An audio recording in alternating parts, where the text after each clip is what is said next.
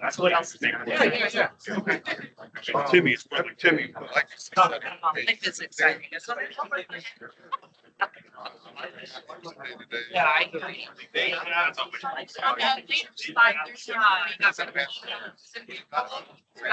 Got done with all the wedding. Nothing until total go at the end of January. I feel great. That's something I need. I don't need to ask you. Usually there. Yeah. Oh, I don't know if that's up to you. That's coming about that. That's.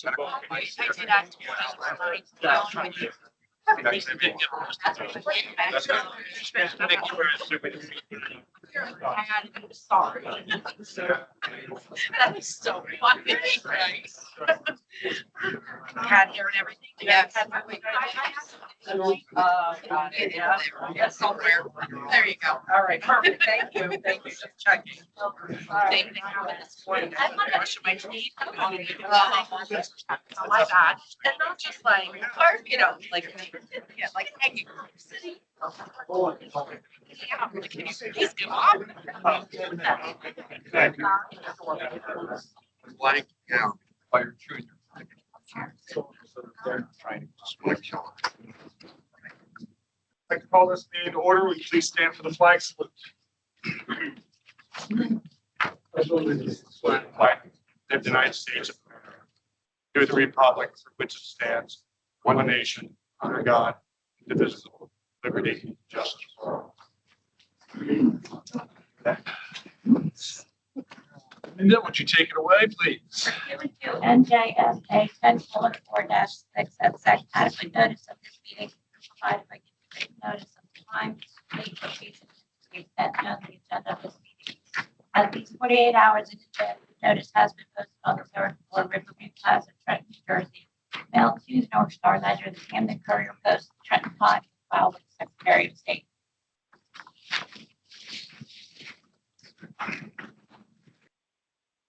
Rick Gardner. Here. Joel Derrick. Here. John Hart. Here. Stephen Lee. Here. David DeFranz. Here. Kurt Alstead. Here. Lisa Becca. Bob Blue.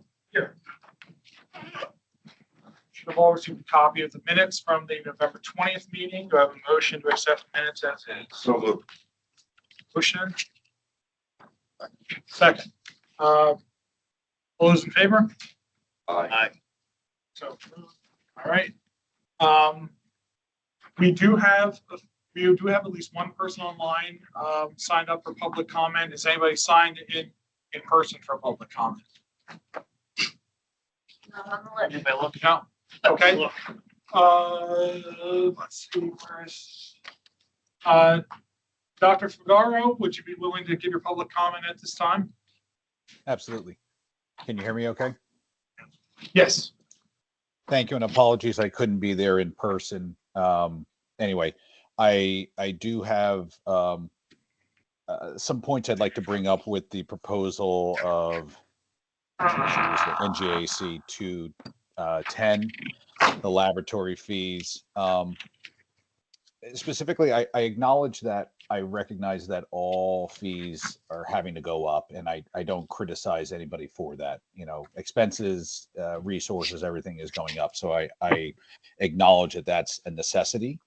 I do have a problem as a veterinarian, and many veterinarians have expressed similar comments to me, particularly as there is a processing fees that are being applied to the CVIs, which are the certificates of veterinary inspection. I guess my criticism of that $2 processing fee in there, I'm not sure that I really understand what that would be used for. In most cases, as a veterinarian, when we do health certificates, we write them, we submit them to the state. It's something as a track record We have to be nationally accredited to be able to write those. So that's a USDA requirement. And I'm not sure what the processing actually happens. The only thing I ever get back from the state with respect to the CVIs is if I wrote something incorrect, and usually that's sent to us within 4 weeks after we wrote it, and the horse is either already somewhere else dead or all the above. So I'm not sure why the $2 processing fee is being applied. I'm not sure if there's a lot of administrative duties that have to happen with it. My biggest grievance has to do with the Coggins testing, which is equine infectious anemia. At the current time, up until maybe 2-3 months ago, I used to go, maybe 6 months ago, I used to send all of my samples to the state to be used. And honestly, the reason I stopped doing that for Coggins test was the portal that they have became very cumbersome to work on. My staff was spending way too many hours loading in the patients and things like that. And in a busy season, we just couldn't keep up with that. So I had to start using an outside company. What's being proposed here is a $1 processing fee that if I send a lab sample to another laboratory, that the state would then impose a $1 fee on all of those. And I don't see why that should be. That doesn't make any sense to me. It seems punitive. I can't charge a client if they go to another vet practice and get services from my competitor. I don't understand why the state requires this. If a horse were to come up positive with equine infection anemia, it actually gets alerted to the state. It gets alerted to the USDA. There's a lot of different alerts that happens. I don't see why the state has to impose this processing fee to it. And in the proposal, there was even a comment in here under the economic impact. It said, the New Jersey livestock owners who use the services and departments of the laboratory will be impacted by the proposed fee increases. However, most of the services are entirely optional, and in no case is anyone required to use the laboratory for their testing needs. That's not the case, because you're now requiring for me to pay. I don't have to use the lab, but I got to pay a fee to the lab, even if I use an outside vendor. So those are my comments. I believe other veterinarians have also posed this as a concern in their head. I don't think any of us are against the idea of fee increases for services that are rendered and provided by the state. But I don't see why we should be getting processing fees that doesn't seem to be doing anything, and we don't seem to have any benefit or any value on our end. What I think is missing from this proposal, which would be really interesting to see, is, like, I stopped using the laboratory for these Coggins just recently. I'd love to see the numbers and see what laboratory is doing in terms of laboratory numbers, as I think those have probably declined over the years. And I don't know if that's impacting some of these decisions. That's all I have to say. Okay, thank you very much for your comments and your time today. Yes, Joe? You got a message on Teams that Janine Cava was interested in making public comment as well. And Okay. that's speaker as well. Right. Oh, I did not sign up for public comment. Was that? I just asked to have the Teams meeting link so I could listen in. So Beth Behan, then. Sorry for that misunderstanding. Oh, sorry. Can you hear me? Yes. Can you hear me? Yes. Okay, thank you. Great to see many of you that I know in this room, and sorry to jump in from a car. I'm driving from Zone 7, where many of you know that I work. We're a local food distribution wholesaler based in Ringo's.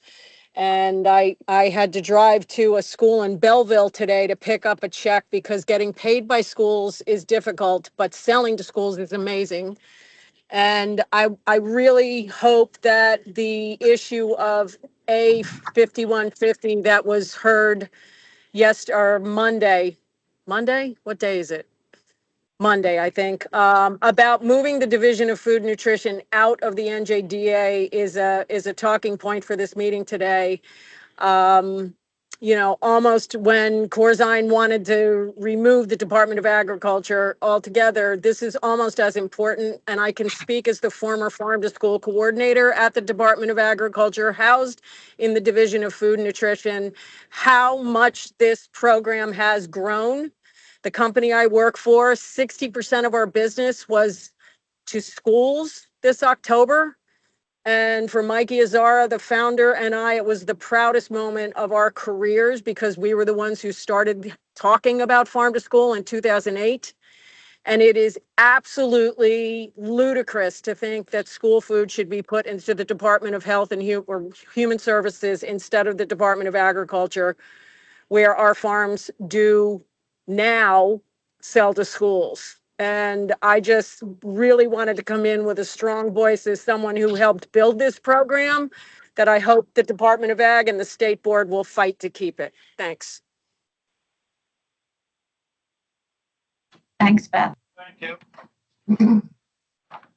Anyone else? Public comment this time? Yeah, sorry, I heard Janine, not Beth Feehan. The sound is not great from the boardroom, so sorry about that.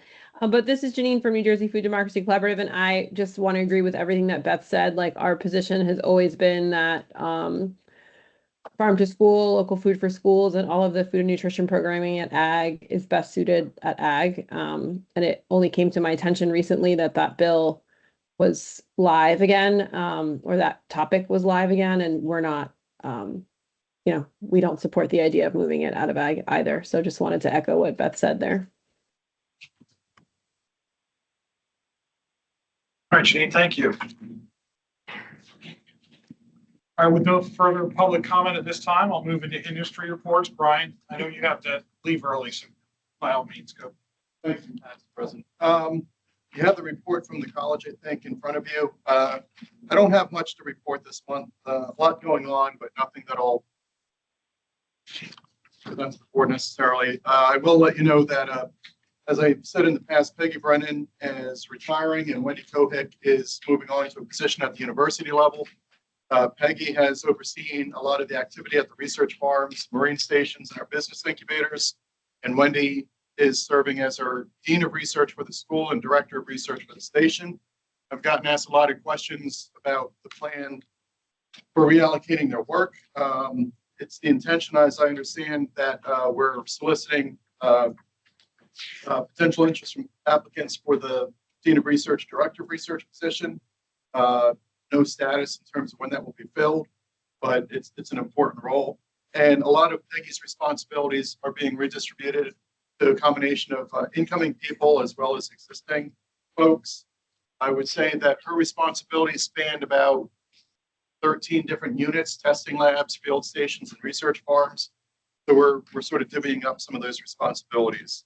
So 2 big holes to fill, very effective people. And I'll keep you posted and apprised as we move on. We did make a verbal offer, which was accepted for a county agent position in Salem. So now we're going through the due diligence, background checks, and so forth.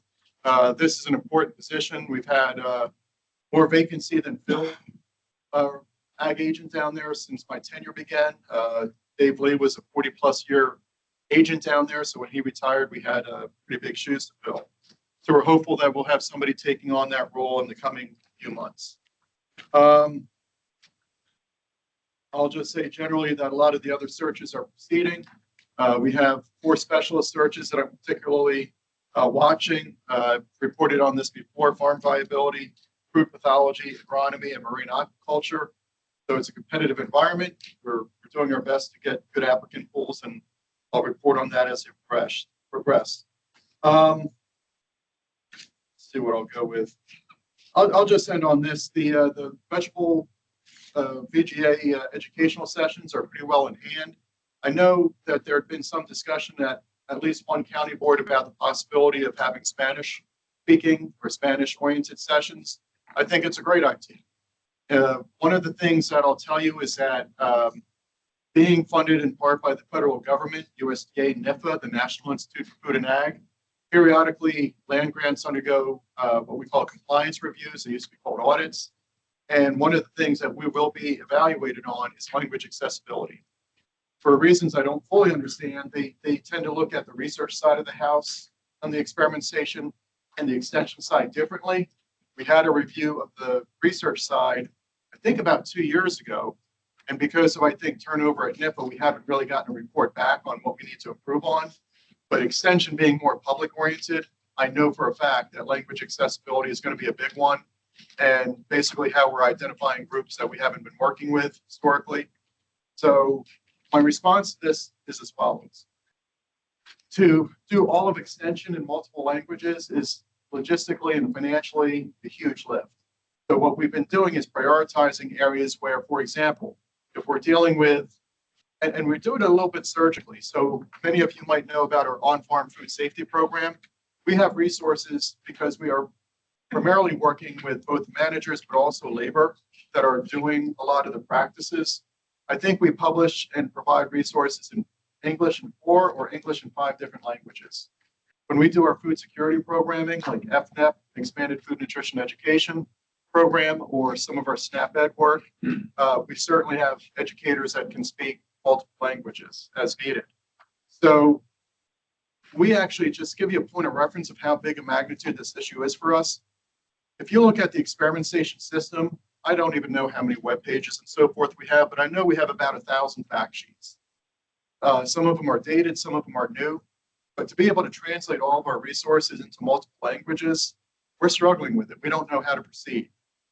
And some of the things that limit us, we have things like AI driven and all these other types of translation services. We've been slow to adopt them for reasons I'm not fully clear on. There are certain resources that if we have a loss of meaning or context, something's mistranslated, there's probably not going to be an egregious effect. If we're giving health advice or we're giving very technical information that's misconstrued, that could be a problem. So we're trying to look to see if we have these off-the-shelf solutions. So anyway, I'd like Steve, I know you've had a conversation with Camden, was it? Yeah, if I may. Please, I'd love to hear. Camden had brought up at their meeting that they would like to have something for the Spanish-speaking employees to go to. And I had a head count of about 30 just from Camden County alone without even publicizing it. And their response is that, well, we can go to Hershey and they can get educated at Hershey. And I think it would be good if we could try to do that in some capacity here. I've had some correspondence with the food security advocate, Mark Ingleson, because I was trying to talk to him about what I was trying to accomplish. He can provide us a speaker to talk on just general agriculture, but I'm not sure that's really what we're trying to do. But if there's anything that that I got from that meeting was that the more we publicize it and let the farmers know what exactly we're trying to accomplish, we will get more people. Joe Atchison met with some blueberry guys yesterday that didn't seem to think that they would do it, but they also don't really know much about it either. So me being a farmer, I'm not going to buy the snake oil that the salesman's selling me, but if I talk to my neighbor and talk to my other neighbor, and so I think we get some momentum if we provide an opportunity to publicize. And as you know, there's a lot of work that goes into these. The 25 sessions are pretty well where they're going to be. But my thing is, if there are specific, so for example, it depends who we're targeting. Are they in the state now? Are they the times in the year where we need to have more targeted programs? We'd love to hear what the needs are, like anything else. So I don't know. Maybe I'll reach out to our board manager rep or others from Camden to hear it, from what they have in mind when they say that.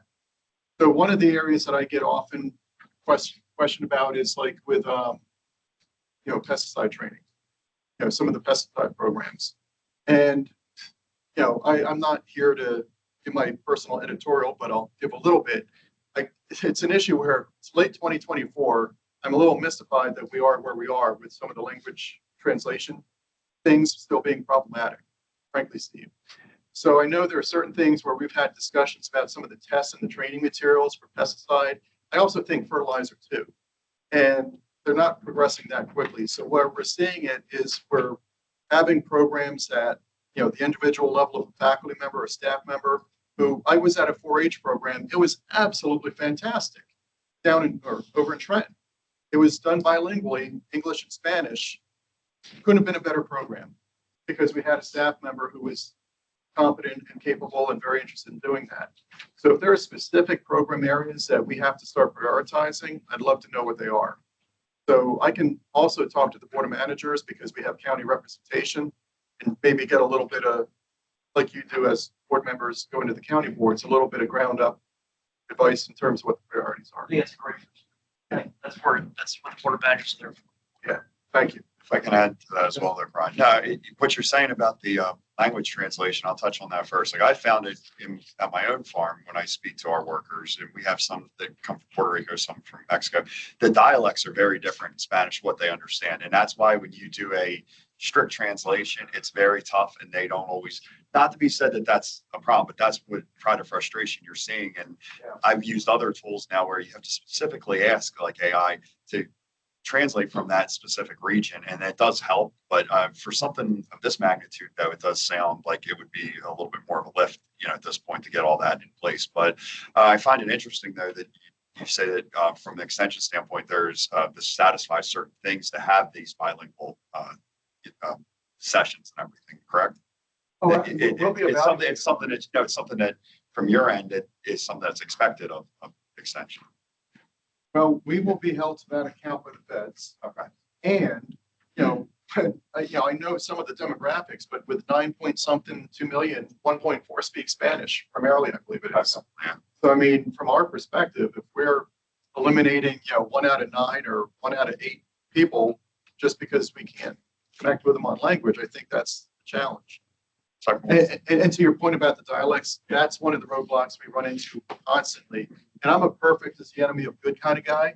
If we can get good enough to do the majority of the job pretty well, I'll be satisfied with that. And that's what I've noticed in my own experience with it. And it's not a reason, like you said, not to do it. It's more of a reason that is the challenge, though. Like we see when we're doing our work, like we try to translate certain things that we're required to do, and they'll look at it and they'll be like, what does that even mean? Because it's not their dialect, and it's a little bit more limited for them. And so, but what you're saying is this is a good first step, but it's a much bigger lift than what it seems on the surface, though, to just be able to jump in and do it is what I'm understanding. So thank you, though. Thank you. Just as a follow-up, familiar with Hershey, there is now a full day session offered in Spanish.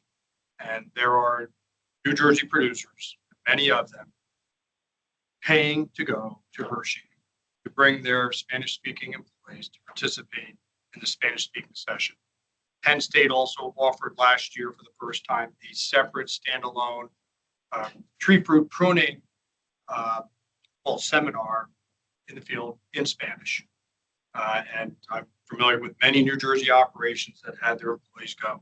I think there's a big demand for it. And I think if the desire of Rutgers is to create critical mass and attraction to the Vegetable Growers Conference, that's what your competition's doing, right? And your competition is draining customers. And I don't say that in a threatening way, I don't take it negatively. but Penn State has really been on its game getting the bilingual stuff up and going. And I think any operation in this room that's represented in this room has key supervisors and managers now that were Spanish, first speaking people, and English is a second language, and all of the up and coming junior supervisors are all in transitioning language, and these Spanish classes help to reinforce what they're learning in English. All you got to do is hire somebody who speaks Espanol. And we also have, I think I'm reporting out this year, we've given about 10,000 or 11,000 different programs. So some areas we have strength in bilingual or multilingual, and others we don't. And agriculture is a logical one, depending on the nature of the program. And that's where I think, just soup to nuts, everything being multilingual, heavy lift. But if there's things that we can surgically identify a little bit, more specifically as top priority, that gives us some direction. Feedback I got from the Camden County meeting was farm safety and pesticide safety. Not surprised. Those two. And actually, we could already get access to pesticide safety videos required by AP to be able to provide them for our employees. We already have that resource. Food Nutrition has done a lot of publications in Spanish as well, so there's certainly resources that are there. One other thing to follow up, though, being in Bowden Hershey, though, how does Rutgers participate in any of the bilingual classes in Hershey at all? And what are the resources you guys use there to participate? No, we participate in Hershey. I do not know if we participate in the bilingual classes. For example, I've done programs where I've had, standing next to me a translator in real time.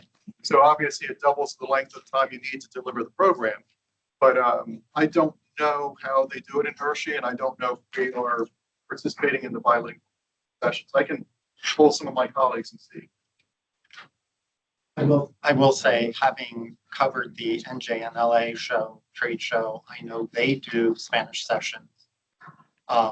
Lori, do they do English, Spanish together, or Spanish in one room? How do you guys work it out? Kind of both.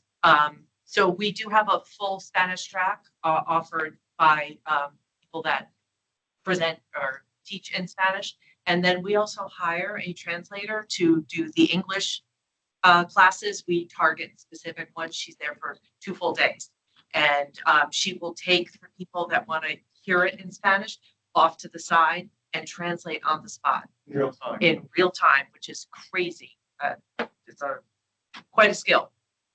So we have that going on as well. So happy to talk to you on the side if you want about that, Brian. Okay. And, anything we can do to help in any of that, just let us know. I appreciate the issue coming up, and I don't expect I expect we'll get more and more of these inquiries. So thank you. One of my jobs, all of our jobs as reps on the state board is to listen when we go to county ports. Technically we're supposed to give a report, but we do a lot of listening. And so that's where the idea came from. It certainly was not mine. No, it came from Camden County. Thank you. I just have one thing to bring up, since I can't wait till my report. Just a promise I need to fulfill to Cumberland County. They're very concerned with their current 4-H situation, with them losing what they thought that was their top person that they thought was happy, losing it to the neighboring county. They're just concerned about the direction that 4-H is going there. So, send some love their way, and they greatly appreciate it. So, public session. I am aware. So 21 counties, there's always some dynamic that I have to deal with. I'm well aware, not just from the 4-H community, but the ag community about issues and concerns with the county office. Yeah. Been having some discussions, was asked to basically step back until after the holidays. And the intent will be to go down and speak with both administrative and commissioner leadership. My attitude is we and county leadership are beholden to the same people, the residents that live in the county. So it's not just 4-H, it's a combination of issues. I know what I know, and I'm pretty well aware of some of the issues from the county office. So I don't think they're irreconcilable. I think, we've made a proposal with a specific aim of trying to strengthen some of the 4-H issues. There's also been some issues about in the counties like at Rutgers, job classes are different. You might have 2 people that look like they're doing the same job, but how they're classified might limit whether they can do additional hours without overtime or comp time or other things like that. So there's a few things that I think are, from my opinion, resolvable issues. And we'll be again proposing, at least on the 4-H side, something that I think can address those concerns. Yes, I know the good news from my perspective is the person that moved staying in the family, but I really respected the role she had in the Cumberland office. Yeah. All right. Thanks, Brian. All right. Just one thing, we also offer fertilizer training and pesticide training in Spanish at our show. If you want, I'm happy to talk to you as well. We'll talk together then. Okay. Collaboration. That's what we're doing right now. That's a good thing. Thank you. Could you just, since the interest of your time, could you just update everyone here on the Ag Viability Committee meeting that we had today, if you don't mind? Sure. So the farm viability work is never going to end per se. I think it's a process more than anything. One of the things that we're focusing on right now, and many of you may know Jeff Everett, former deputy director of SADC. He's at the Garden State Preservation Trust now, the GSPT in short. basically manages all the constitutionally dedicated funding that goes into land preservation, historic blue acres, green acres, and farmland. So one of the things that we've been talking about and a lot of leadership at the SADC and with this board and in the industry is resulting in some good things. We have legislation that will advance a formula funding bill to, in many cases, raise the amount of easement payments that can be issued to a landowner to preserve their land. But also what we're looking at is the opportunity to invest more on the stewardship side, which we have existing, we believe in some cases, constitutional, statutory, and even regulatory authority to do. So for example, if you're a grower in the room, you may know about cost share programs. We think we can liberalize those a little bit more to both fund higher percentages and higher dollar amounts, as well as broader range of practices and maybe even technology and service. So that's one thing that I think we're making some steady progress. You know, Frank as Ag and Nat director, Chuck with SADC, really have to bear a lot of that lifting, but I think good progress is being made. Also, my 2 cents is if you look at it, I think this is a winning argument. We've been working together a little bit now, and the message that I think we need to get around, and I have given my advice, you don't speak with one voice, you speak with many voices around one message. And that message is that the economic performance of New Jersey agriculture is challenged. Whereas we used to be among the most highest net producing states on a per acre basis, in the top 4 or 5, we've dropped down to 16. When you look at how much of our net income is as a percent of gross income, among the lowest in the country. So there's a lot of reasons. We're a high cost state. I could show you some numbers that are pretty staggering to prove that point. The good news is I think what the leadership of the organizations here are talking about is there's things you can do about it. My shtick, and I made this point at the recent Farm Bureau convention, is if you go back to as long as the USDA has been looking at this since the 1950s, what's driving American agricultural output and productivity? It's technology, R&D, and innovation, not more people, land, or inputs. 1.46% growth a year, largely based on technology. So I think as we're looking at a new age of technology, precision ag, conservation, drones, and not the ones that are getting a lot of people agitated right now, AI, machine learning, sensors, all these types of things, we actually think that those are those activities can be to some extent supported by existing programs. So it's time to kind of modernize some of those practices. We also, and Secretary, and I couldn't be more in agreement on this point, next generation, and I don't know if we have our next gen program friends in the audience. I don't think I see anyone. It's not just the next younger generation coming in or somebody making a career transition. It's the next generation of activities, technologies, marketing, production on a given farm. And there was a state board member in the past who really drove home in my mind a key point. We can't always be looking at new things. We got to look at existing growers as well and say, how can we help them transition in their operations? So I think that's something that's important on the table. So those are some of the highlights, Steve. Is that sufficient? Anything else? Thank you. Thanks, Bob. Just one more thing on that foreign language thing. State government has to do the same thing. We have to make our information available. I mean, we're still waiting for guidance on how our department should do that. Yeah, our department. Yeah, our department, all state departments. FSA. How are we? Lindsay Carragher for the Farm Service Agency. I have a report for you today, and I'm actually going to bury the lead. And I'm going to bury the thing I need to talk to you about because I'm afraid when we get onto it, I'm going to forget to tell you the other important things. So the first thing I wanted to mention is we have some additional secretarial disaster declarations that have been approved. These would be for the drought. They're at the end of the report that I provided. I'm pretty sure it should cover all of the counties in New Jersey, whether primary county or contiguous, which will provide for emergency loan assistance to farmers in those counties that are interested and eligible. The other thing I wanted to mention is we will be attending the Ag Convention and holding a session to talk about Farm Service Agency, to talk about a bunch of our programs, acreage reporting, the importance of the county committee. So I did just want to make everyone aware of that. That is Tuesday, February 4th. Our session runs from like 2 o'clock to 3:30, where we're going to be talking about a variety of topics.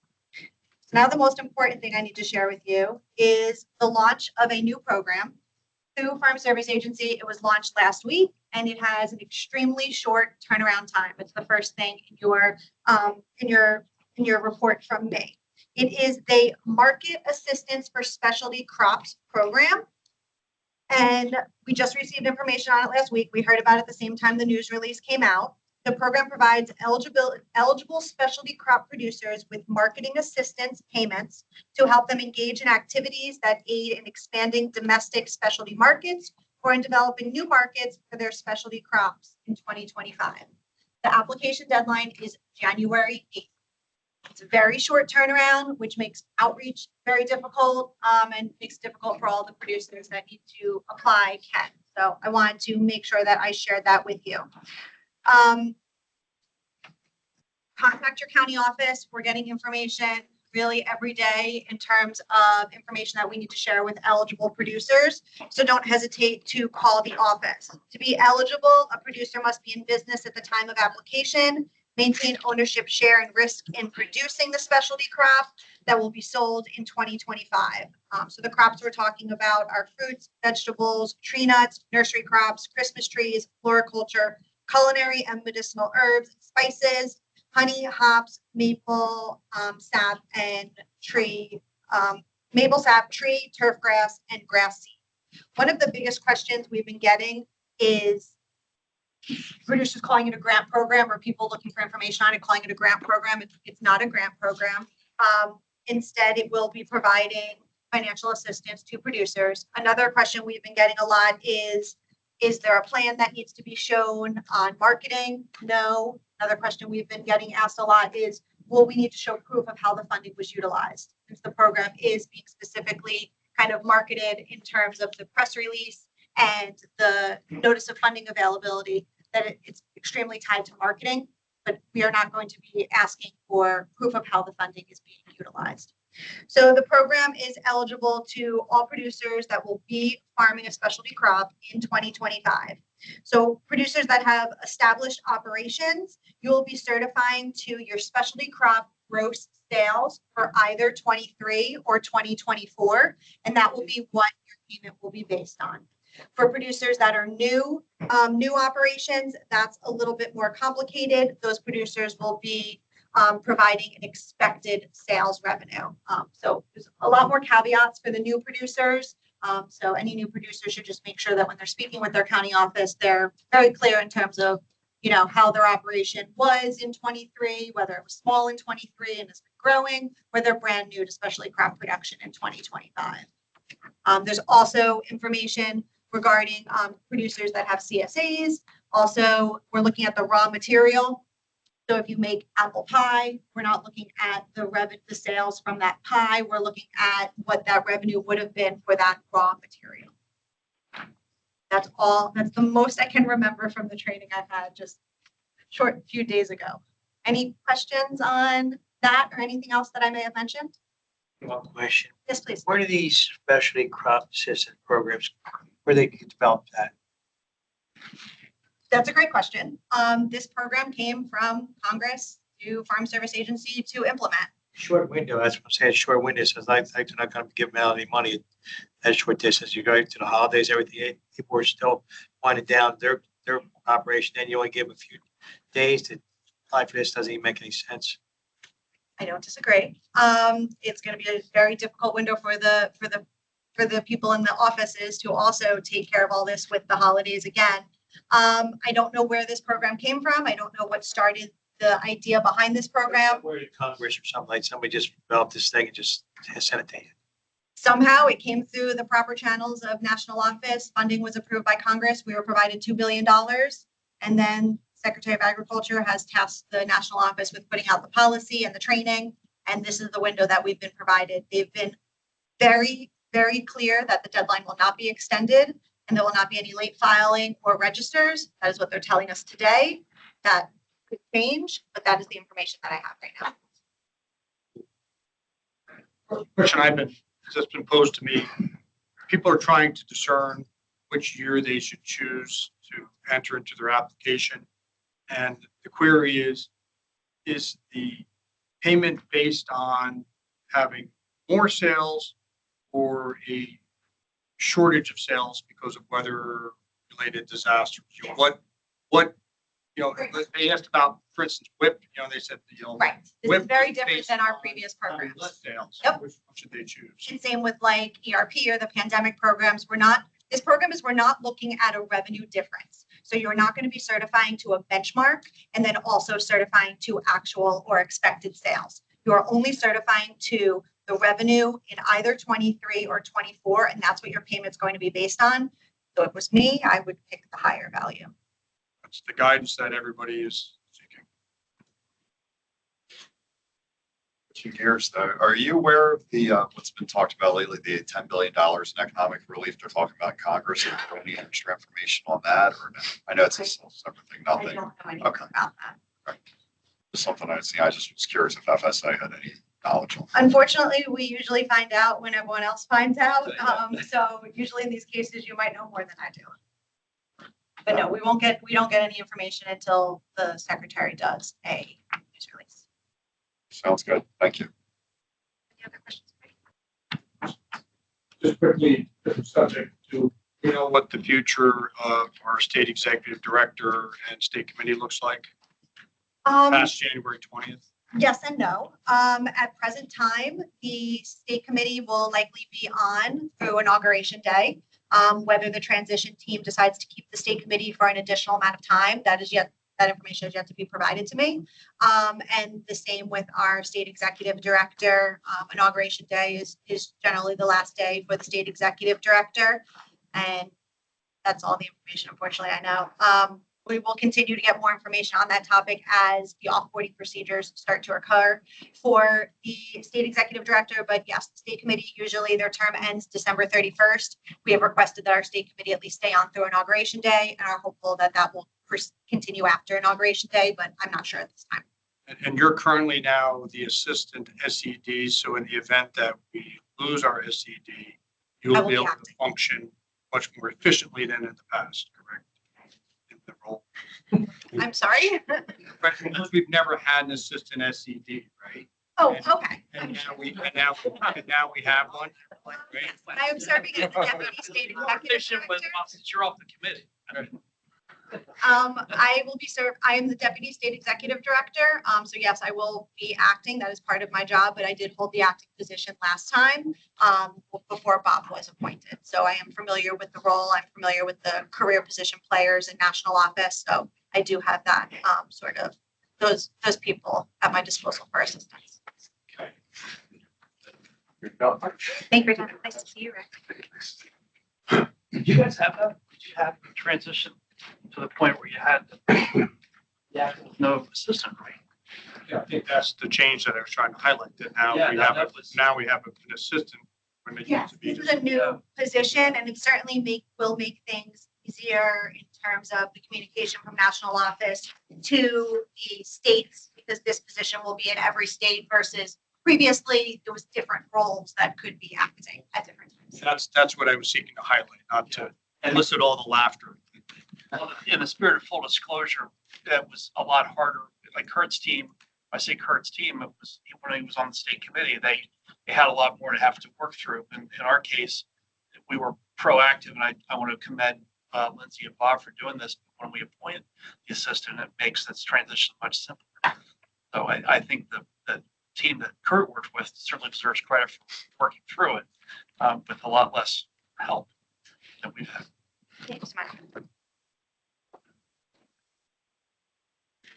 Happy holidays to all my friends on the state board.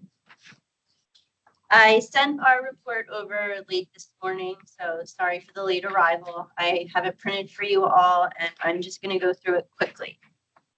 Number one on our list this month is farmland assessment. There was a bill created in reaction to what happened in Mendham. It's attracted some media attention and definitely a lot of legislative interest. It was approved in the Senate Economic Growth Committee last week, and Farm Bureau is going to lead a Just Facts campaign in the week of that. Regarding heat stress, the proposed amendments for the ag carve-out appear fine to us, and we would welcome State Board and Department of Ag comments as well. Regarding NJ Real and DEP proposal, it's obviously a very serious issue we've been speaking about for months now. We're seeking a meeting with DEP upper management. At the League of Municipalities Conference, there was an NJ Real session, and there was some good engagement between Farm Bureau and the commissioner himself. And we would welcome participation with the state board there as well. Regarding the governor's CV of the SATC approach, we appreciated the governor's absence and are obviously moving for concurrence in the legislature tomorrow to finally get approved. We'll be following the board list in both houses tomorrow. There's an additional farmland assessment bill that has to do with rollback taxes, and that's being sponsored by Simmons in the Assembly and Versicelli in the Senate.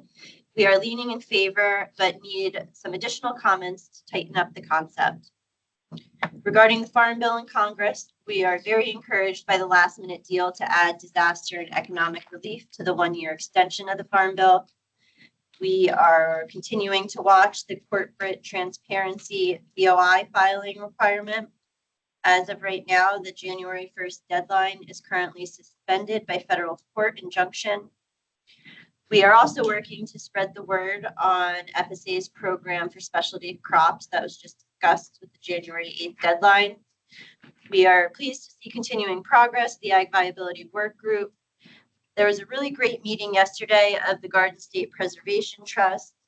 A lot of potential opportunities for agriculture were laid out very clearly to move forward. And the COTA lawsuit, we anticipate court action in late January. Any questions? So, received a copy of your resolutions in the mail last week. Thank you for that. I would like to circle around with you, member from your team, after our convention is complete, to do a thorough comparison and see where things align the best, and use those as launching points for the next year's work.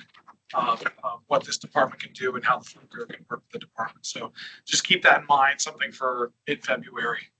Sounds great. Just staying out in front of myself here a little bit. So thank you. Actually, I don't know anything about this farmland assessment rollback taxation. Can you expand on that a little bit? So off of the top of my head, and I'm no expert in it yet, it has to do with rollback taxes if the land is no longer an ag or port use, but not like rezoned or developed for something else for a certain period. Specifically in cases of hardship for old age or disability, sometimes the cessation of the farm triggers a rollback by the assessor. This bill would make an exception for the triggering of the rollback in those cases. It needs some clarification, and we're going to be making comments to the sponsors. But to relieve the hardship seems like a reasonable idea, but we're opening it up, mentioning it here. We're going to get back to the sponsors and say, you know, let's make this real tight, but it has possibility. It's been a long time issue with assessors, because some assessors suggest that the rollback is triggered when farmland assessment is lost. Others have said that it's lost or it's triggered when there is a change of use, right? And I think that this is what this seeks to clarify, right? If you own farmland and you're not farming it, the use hasn't changed. You're not developing it. You're not doing commercial use on it. So there's an argument that there should not be a trigger of the rollback if the use hasn't changed. You know, you could be farming it and not filing farmland assessment, right? It's not meant to be broadly applied, just in the narrow cases of extreme hardship. And that's what these legislators are responding to. The automatic trigger of the rollback when there were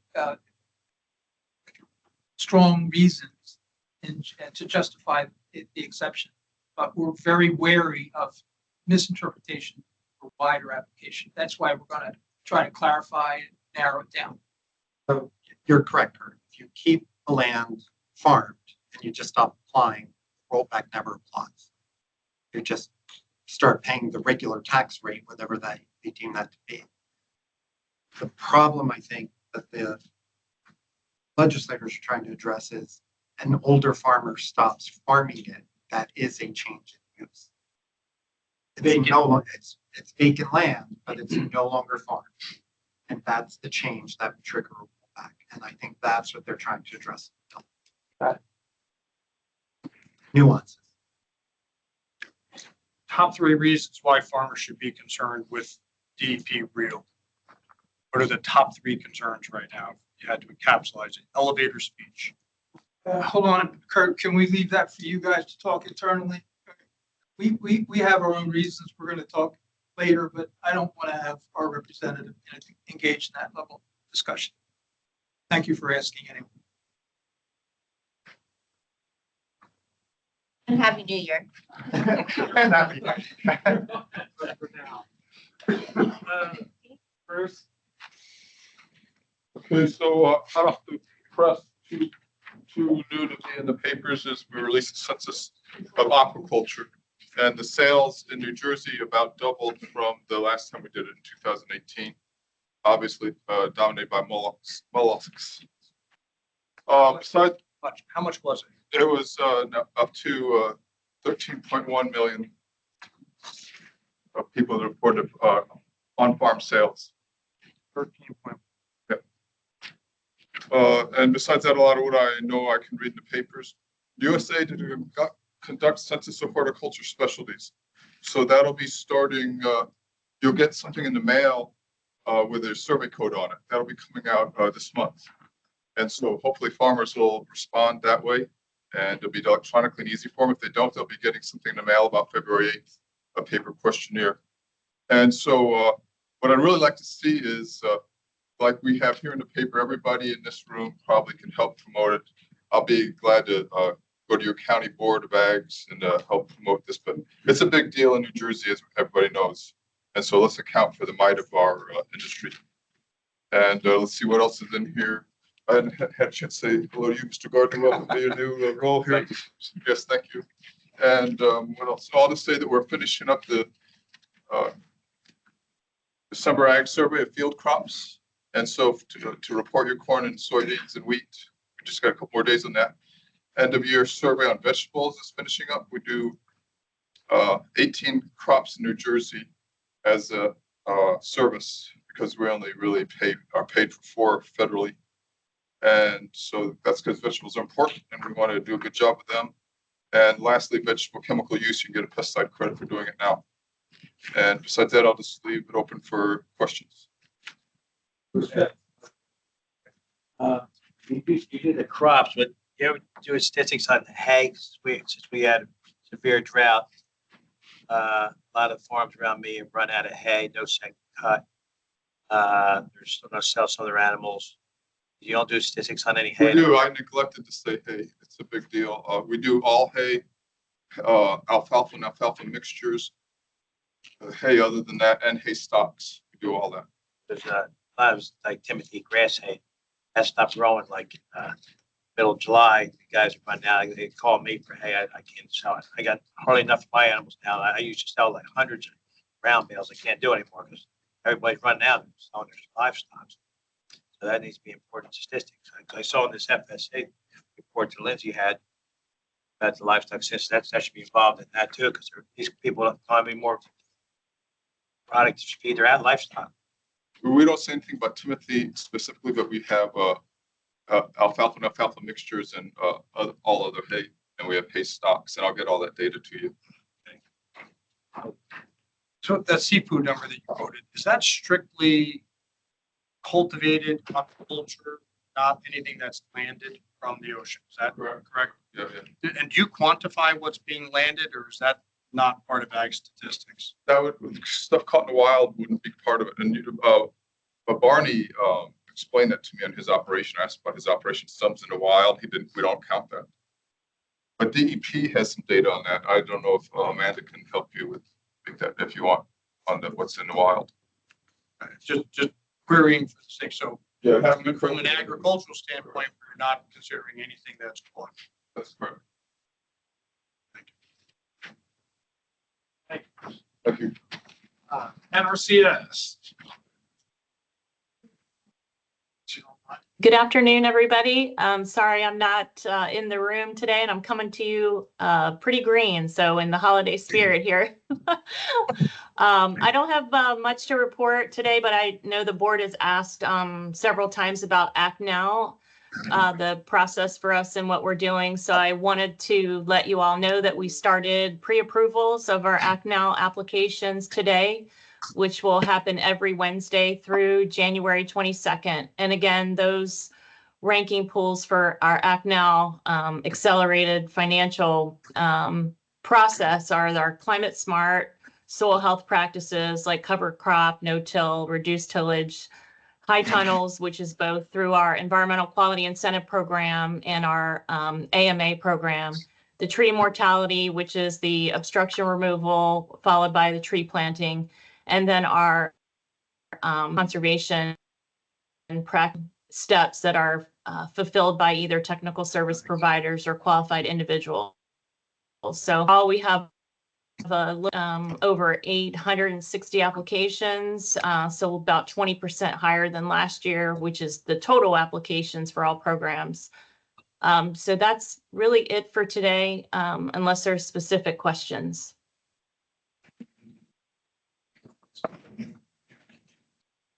No, I think we're good. Thank you. All right. Thank you so much. Organic and Regenerative Board. All right, can you hear me? Yes. Yep. Wonderful. This is Jared Kravitz for the Organic and Regenerative Farming Board. Thanks for hearing us today. So we are very pleased to announce we've had one new member join our board, Meredith Taylor of Rutgers Extension and University will be joining us. We're very pleased to welcome her. We're still waiting on one more candidate to pass through the system, but we thank the Assembly very much for giving us one more partner in this effort. Our bylaws have been submitted for review.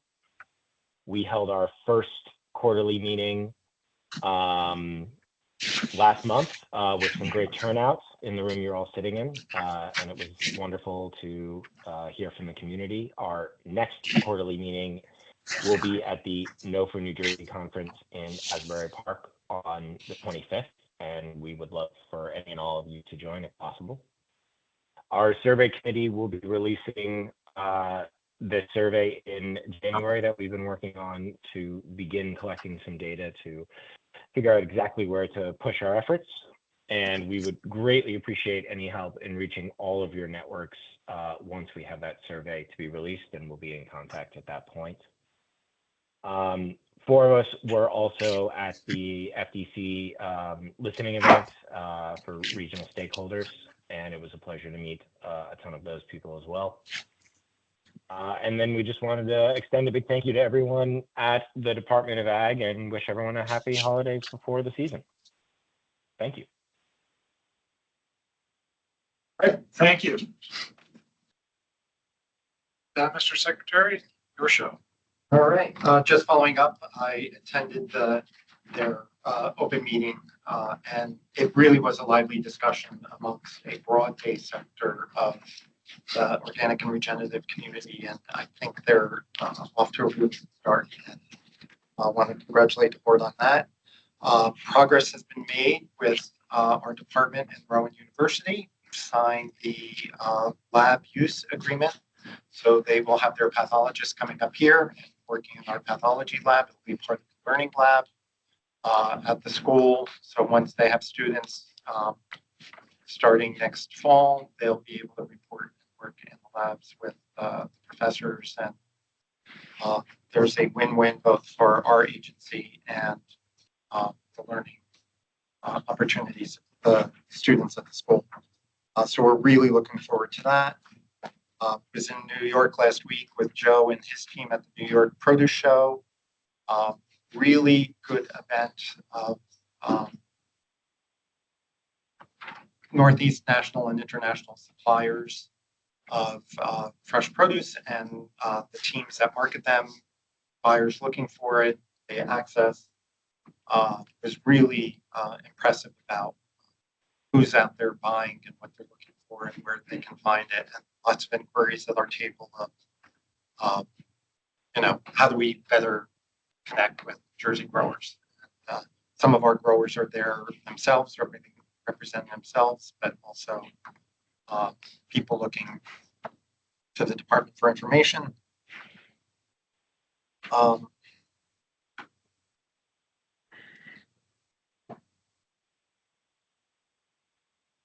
We are getting ready to call together the search committee for the SCDC executive director. Had a scheduling conflict with a couple of the board search committee members, and that has been resolved. So we're going to be getting everybody else on the same page. And hopefully in the new year that will get underway and closed. A little behind schedule on that. Other than that, we have the position open for our finance director. That closes on the 22nd. And search committee, the personnel committee will be getting those applications, setting up those interviews. It's 22nd of this month, I guess. I believe that's Friday. Yep. So, I will be there. Wish you all and everybody in the audience a Merry Christmas, Happy New Year. And I will go to my division directors and we'll start with Frank. Right. Oh, yeah. Question. You're staring at me. I was waiting for it. It's okay. I was trying to be respectful. Obviously, in the conversations I've been having outside this room with folks regarding the SCDC appropriation, et cetera, I've been asked a lot about the executive director search. Do you have a date that you have targeted at this point? Hopefully we'll get the committee together and we'll have interviews going in the first 2 weeks of January. Okay. So the answer I can take back to folks who are asking me is that interviews are being conducted the first 2 weeks of January. Yep, that's the target goal. Okay. I want to go back to the Rowan visit for a second. Sure. We had a really good groundbreaking, I guess, corner Yep. event at Rowan at the vet school. And your visit you just touched on. Are there opportunities that we ought to be thinking about with Rowan in terms of partnerships, do you think? We should always be open to partnering opportunities, whether it's with Rutgers, Rowan, Stockton, each of those schools. I know Centenary does equine. I mean, wherever there's an interface and opportunity, we should, yes, I always think we should. We have a phenomenal relationship with Rutgers and have historically. I just think we ought to be thinking outside the box a little bit. Well, I think some of it goes to what Dave has been talking about with, the community colleges and the ag education program to get people in the work. Like all of those things, we should always be. Can I add something to your? So I think you hit the nail. I think we really need to be exploring further collaboration with the vet school. And as a matter of fact, we have started that. We jointly applied for a grant a couple of months back for equine disease, preparedness and response for foreign animal diseases. And then there are several, other projects and partnerships, that we are discussing, which would, improve animal health in the state of New Jersey, on a bigger scale, beyond just, the lab services or teaching, that there would be, other huge opportunities to work with them. So that's just one example. Thank you. Thank you. Good afternoon. In addition to the report, everyone has, you should have all gotten a couple of handouts. One, thanks to Linda for getting in last minute, related to the drought. Well, last month we talked spent a lot of time talking about drought.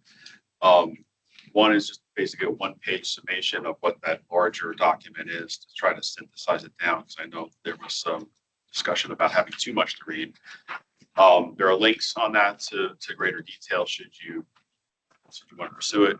Understanding that these are not all phone friendly, links that doesn't really show up so well, but those are other departments. I can't work on that, but it provides you the direction to get to the right, to additional information and is somewhat supplemental to the larger document presented last meeting. Additionally, there is some information about pond dredging. You need to do that. Again, related to drought. That's just the criteria. We vetted all that through DEP. So that's the best information we can provide with respect to that activity. In addition, we worked through, and as discussed in, I think, with the policy committee, help from Chris and Nathan in the wildlife fencing program, have been able to add a advanced payment option for anybody who is interested in that. As not a mandate, but it's an option. It would be 25% of the overall cost, not to exceed $25,000. As we look to continue to push that program, understanding some of the barriers that some folks may have, we tried to do what we could do within the existing framework, make that available. And that's been posted on the website. So that starts now. We do have to work through a notice. Yeah, public notice, right? Yeah, so it's out there. Right. And just to follow up, yes, the recent rains have been helpful. They have not changed where we are in our deficit and drought, and that's why sharing that fact sheet and talking about it with your county boards over the next couple of months is going to be critical. So people see rain, and we know it's ag is probably more focused on it still being ongoing. But even sharing those fact sheets, if you have markets and places where the public do come, so the public understands there's still a drought concern out there.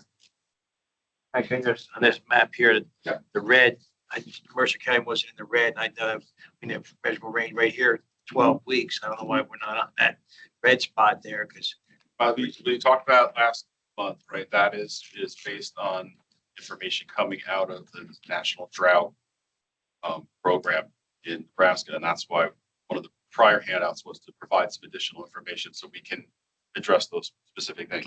We can help form that to make sure that to that. And that was from a while back to that Yeah. particular map. So they need distance, and they're going by these maps, and somebody said, well, I'm not in the drought area, then they don't get any money or something. well, and that's why the link will bring you to the most current map. That's just a snapshot in time. So if they want the real information, just scan that code. That should bring you to the right website that will give you the most current map. All right. Go ahead. The only thing that I would add on that is that QR code, of course, the mobile ready. And I know you heard enough from me about that, because most of our next generation farmers, the younger people, they're going to use a QR code. They're going to pull it up, and it's not even mobile ready now. But however that may be, and what we have to get to at some point. But the reality is making sure that the fuller document, the more robust document, is maybe processed through some of the commodity groups that are even sitting in this audience today, to maybe process it and maybe help define what it looks like for that commodity. That would a little bit more push, only because I know how people get. They're going, and you're going to have to view that on the desktop, which is a problem. So just that. You're going to have to just find the web address and go that way, because it's not. Yeah, or you can't use it. I mean, we did the QR, we made it up. I mean, it's our QR code that links to their website, so it's not their QR code. Don't you do, like, isn't that with your phone? You Yes. take the picture? Yes. But then it gives you Safari. Probably to the website. The website's not compatible, like you can't read it well. Oh. That's a. You want the best workaround? Because I had to talk my grandmother through this.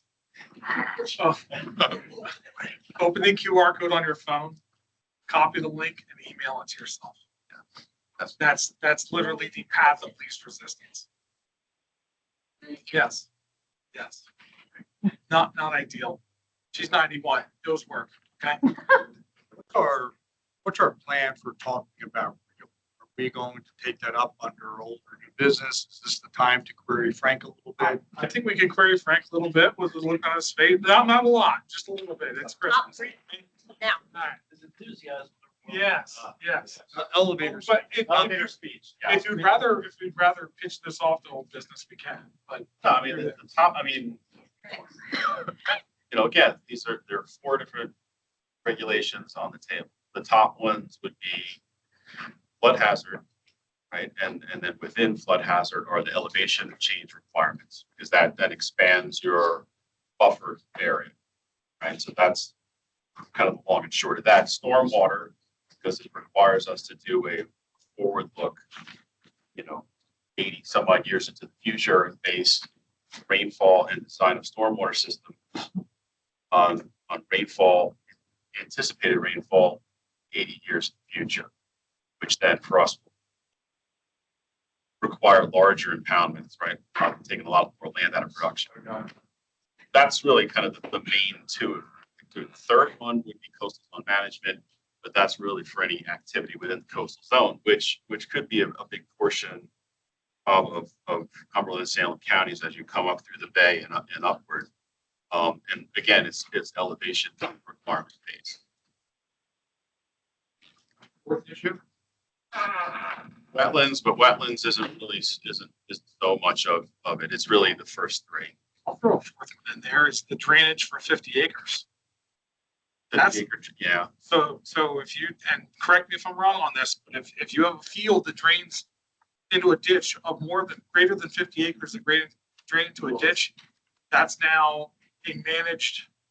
Most water, right. So basically most waterways, Yeah. what Bob's alluding to is that most waterways now are regulated waterways, whether it be a field ditch or a side ditch or any tributary running through are considered more regulated waterways. Setting, you can't even clean a ditch out on your own farm Without approvals and permits, right? So you want to Even a man-made ditch, because right now, a ditch that was man-made that is not natural, you can clean and maintain and do what you need to do. So under these rules, you would have to get a permit by rule, pay $1,000 for the privilege of cleaning out your ditch. I think kind of touching on, I was going to get to the fourth thing is this move from permit by rule, as we know it, to permit by registration, right? So anything that would be previously or currently under a permit by rule designation becomes a permit by registration, which means you have to get online and go register that activity, when you're going to start, then you have to tell when you're going to stop. So it's just another record keeping online activity. And then there might be some changes where things that are currently permit by rule are going to drift over into general permit. Right, so that's all under the flood hazard or stormwater component. So Frank, this is all inclusive, not just C1 category streams. Just everything. Right. Wow. Right. But who doesn't have a 50-acre watershed on a farm, right? I think basically every acre. It's all those active, right? So any activities of maintaining that would be under the permit by registration, or if it's significant enough, a general permit. Yeah. So, sorry, it's not. So I understand this, Frank? Yeah. So the front, you've been at my property for a composting event. Right. So the front 40 acres. Yep. Runs right into Copper Creek, which is a tributary to the Delaware. So then that is the regulated waterway, or would be deemed a regulated waterway, right? So if you want to put a pipe crossing in, you want to maintain it, snag it, do something like that, that would all be now covered under either a permit by registration or a general permit. So you just understand this. So behind my house, where the pond is. Yeah. That's the beginning of Copper Creek. And it runs all the way around into my neighbors. So if I need to cross that, so I have to cross that. Right.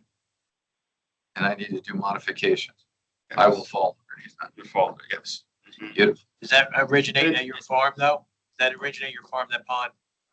Is it spring fed? It doesn't matter. It doesn't matter. It doesn't matter at all. It's a matter as a man-made ditch, right? A man-made ditch could be maintained. But, so if that was a naturally occurring ditch, then you weren't exempt. But if there's there's man-made ditches all over the place in every farm in the state. Right, which you can still clean out, maintain, improve without anything other than using your smarts. This will change that, which I wasn't aware, and that's why I'm trying to. And it, I mean, not that it's gonna affect that, Dave, that particular ditch, because I'm trying to think of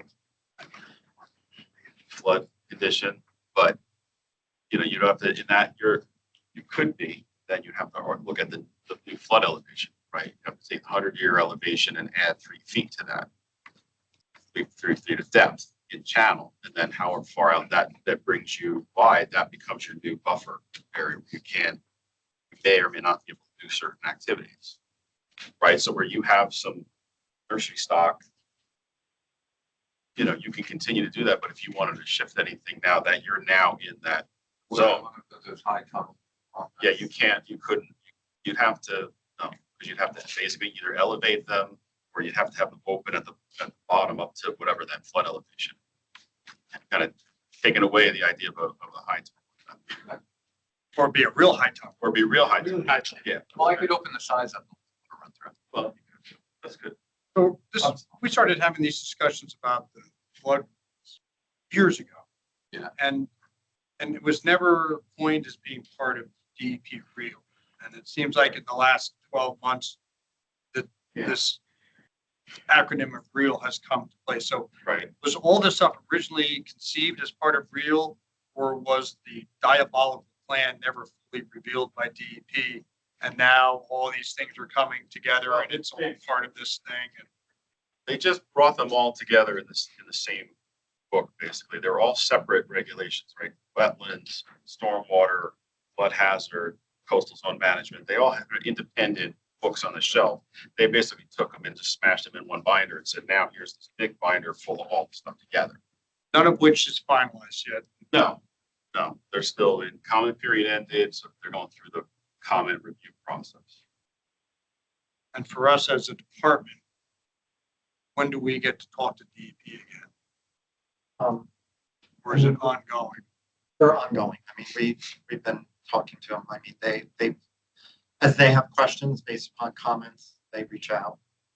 Do we have a representative there when you're having comments, so it saves a lot of time to bring these questions up? It's, do you want Frank working at the DEP or do you want?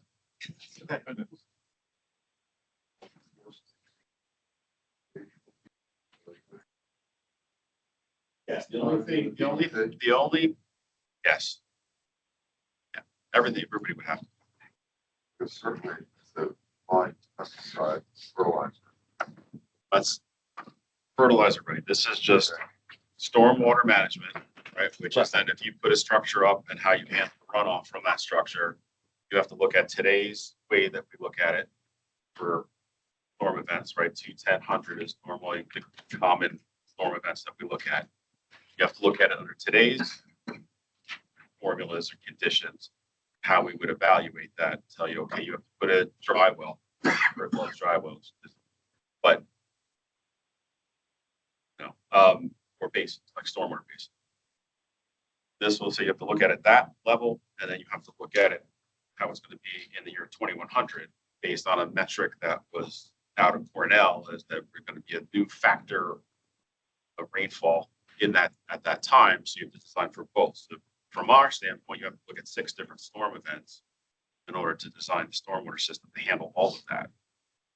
And again, that means potentially an artificial enlarging of a basin that you wouldn't need. It's way bigger than it would in the anticipation that 80 years from now, you might get that kind of rain. So it would affect, so you have, again, a stormwater, flood hazard, coastal zone management, right, and wetlands. So there's no variation between the level of coastal zone as, let's say, the Highlands area. Coastal zone addition in coastal zone is that you have to do an elevation of 5 feet above mean high tide, 100-year mean high. Right, so that means your first floor has to be a foot above that. So if you had, 9 foot was your 100-year storm elevation, you'd have to be 6 feet above that with your first floor of your structure. And whether it be a house, packing plant, barn, any of those things that you may put in that fall within the zone would be elevated to that height. Yes. So, so that's 5 feet inland, right, where you are. You're looking at 3 feet in channel and then out, right? And that's different. So Kurt, up by you or Rick up by you, the topography is such that that width is not as dramatic because you're steeper and the water height is travels through differently. If you're in Lower Burlington County, right, you're in Tabernacle and down in that, it's flatter. There's a lot of stream network there. You're taking big swaths that could be, 600 feet wide ultimately. Doesn't mean you can't farm in there. What it means is that any other advancements or changes you do are going to be looked at, right? If you're just cropping it, then you just can continue to crop it. You just can't start to put high tunnels in, right? You can't start to do other changes like that without having to address something in that, right? So this is state mandated. This is state Well, funding. Sorry. No problem. Okay. Does that address, Kurt, what you're more or less, or, I mean, that's a lot. It's not really an elevator speech, but the big elevator. Yeah, the big and long elevator ride. Yeah, it's the Empire State Building, right? But yeah. So Bob, do we need to discuss a more formalized response from, I think I'm suggesting in that question that we should probably be allocating time to. I think we can discuss it. We never made a formal public comment because of issues that we have with departments making public comments about other departments. But for now, I think one of the best things we can do is just, did you send that whole report out to the whole board? I know I saw it. You had a summarized version of it where you took 1,000 pages down to about 20. Right. I think it's important that we keep abreast of what actually comes out of this program. And really what we're going to have to do is really make sure that farmers are educated on what their rights are and what we can do about these new regulations. I mean, Frank, in your opinion, as a board, is there a position that we could take that could move the needle on what's being done there? Well, I think as you point out, we formally we can. I think we just need to have direct meetings with those appropriate staff people, inclusive of some board members, to sit down and say, here's where the kind of the key spots in this that we have concerns with. Right. I know formal comment has been made by various groups. But yeah, I think that would be our appetite. Continue the discussion, as the secretary pointed out, continue to point and emphasize, right? Because I they're hearing it from a lot of different avenues, right? Because you look at something like Cape May, most of Cape May is out of play then for anything you want to do in Cape May. So I know there's a lot of pushback on a number of fronts. So I think, again, to not get lost in it is just to have some set dialogue with them. Is there a possibility of getting some of the DEP people on a subcommittee meeting? Sure, I could get a select few of the board together. It's going to depend on which particular facet, right? Because again, there are different rules, there are different people. Sure. So if we want to just focus in on one thing, let's say flood hazard, then I'll get the flood hazard people there. If it's stormwater, you get the stormwater people there. It's just a matter of not to create more meetings for everybody, but that's how it works best. Because you can drill down into the specifics of that section and not lose half of the room. I just have one further question. Yeah. And, just as, sorry, Frank.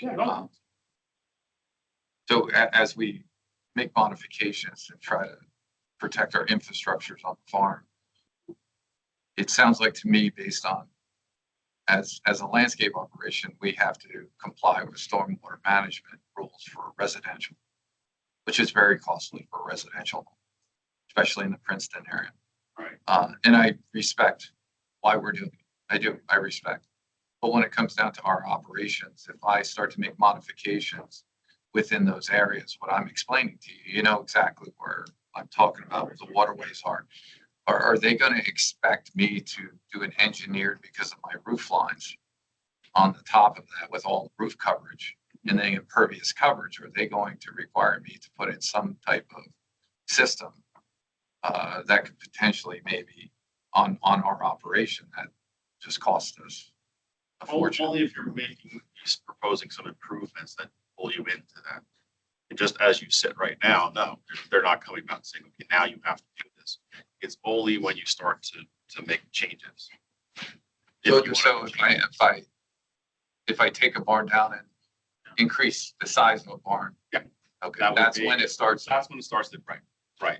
So if you take a barn down, if it's in that area, then you have to elevate the first floor of the barn because you have to take into account that wherever it is within the pairing zone. And then in addition, you have to look at the runoff from that and account for that for the year 2100 storm. And so we'll give you, so you have a stormwater component to that and you have a flood hazard component to that. Okay. Yeah, it's just trying to be clear. If you're in a regulated, So it almost sounds like what's happening on the residential level of how we handle water runoff. Yeah. Okay, all right. I think there's a big difference between that, like ditch maintenance. Like ditch maintenance is irrigation, it's field drainage. I mean, these are things that We do all the time. Right. Yeah. And to have to register that activity and have somebody in a cubicle in Trenton regulating an agricultural activity, what's next, plowing? Right, and so I think that to me is, I don't know if I got your memo. I might have gone to my ag address, which doesn't work, so if you can. Oh, okay, well, if you that can- makes. So I Okay. beg forgiveness for not knowing about ditches, and I appreciate you educating me about ditches. But to me, that's a real tipping, right, where this thing goes beyond building a structure and flood. It's egregiously onerous. Yeah, yeah. Absolutely, yes. And maybe we need to start with the lowest hanging fruit if we're gonna. And that's some of the discussions we had, Commissioner, yesterday. How can the ag accomplish what they want to do with stormwater for the way the legislature has looked at ag and storm. And oftentimes a ditch is a component of subsurface drainage, which is a component of a soil and water conservation plan, which is intended to keep everything in place when we have an extreme weather event. And now our tools to control the extreme weather are going to come under. Right. So there's always option we try to get in, and the rules allow for if you have it under a conservation plan, that's kind of an equivalent thing, and we don't mess with it any further because they respect that those practices meet the specific bar that they want to meet. Now, as it's written, it doesn't matter what you have. You have to, in that case, if you're doing maintenance, then it just has to be, it's something that's registered, right?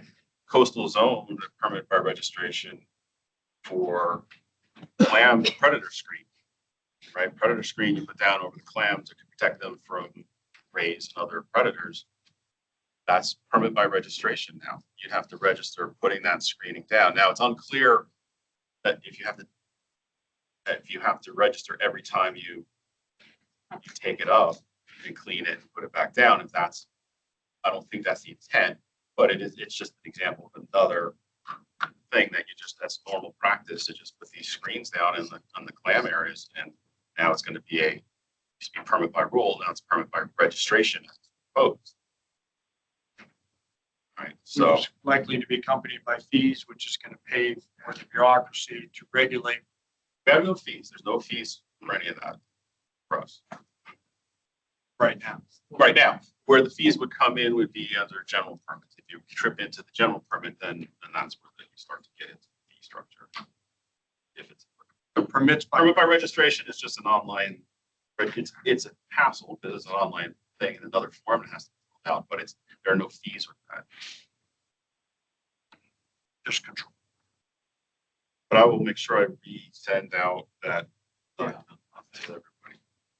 That's like just hearing all this, like you did touch on like that NRCS, like they'll probably put something in there, any of the programs we're doing, but any of the programs we've been doing on and on and on, just like with wetlands, if the ground's been farmed a certain way for so long, it sort of goes around that. Is a provision for that going to be sort of in this at all, or is that something like Modified wetlands? Yeah, like, well, how that sort of applies to that. That's something that can apply to this too, that say if we did have a high tunnel on the ground for the last 10 years, why would they make us move it once? No, you're not moving anything that's there now. Okay, that's what I'm saying, so retroactive. Has to do with new things, you're gonna put another tunnel, right? You wanna put a new tunnel in there, fine. Okay. You wanna move it, then you're not gonna put it back down the road unless you go through. Again, it's not that you ultimately could not do certain things. It's you then have to get into a much more elaborate permit process, whether that be a general permit or in some cases individual permit. Individual permits are, I just want to make challenging. Correctly. Yeah, no, anything existing operation can stay where it is. Anything that you want to do to change the operation or modify the operation is where you start to run into these different provisions. High tunnels, hoop houses exempt from these new stormwater rules, or? As a temporary structure? Well, that's why I'm asking you. I mean, is that something that we also need to be guarding against? You know, if somebody has, you know, perhaps there's an unknown operation that has 100 acres of high tunnel coverage. Right. Is that considered impervious coverage triggering stormwater rules? Yeah. You know, if there's Yeah, a let nursery me go back operation with hoop houses, is that going to trigger impervious coverage rules and stormwater? Stormwater would be, yeah. Well, if you're existing, if they're sitting out there now, it doesn't matter. If you're gonna put up that many, that's your proposal, you're gonna come in with that, then they. NRCS is continuing to provide assistance to put up high tunnels. Yes. So high tunnels are, if high tunnels are going to trigger stormwater, that's a real game changer in the industry as well. That's a bigger problem than ditches. Right. Let me check, I don't remember in the house, what pages where that fit, but that's, but I'll get that to everybody and I'll look at that. Thank you. Frank, have a good holiday while you're at it. Less than 40 minutes this month, Frank. Okay. Go Josie. All right. Good afternoon, everyone. Hey, good morning. So, you have a report about Spongy Bond and Smothers Lantern.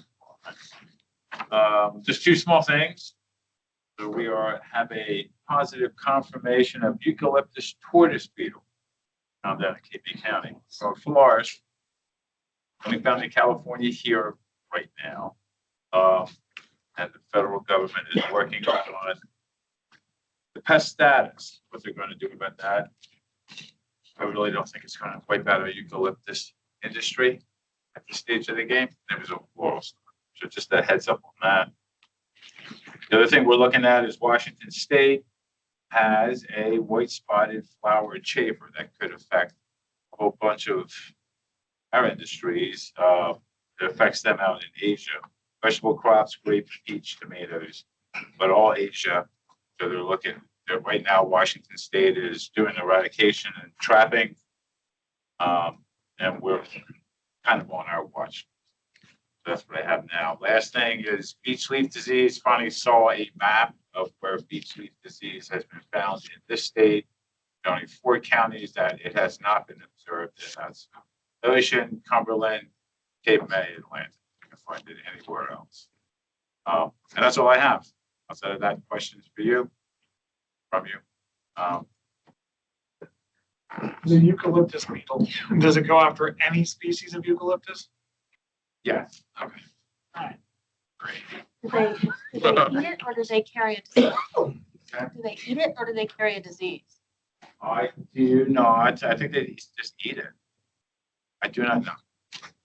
I didn't look into this, but like I said, they only found one. And it was in floral stuff.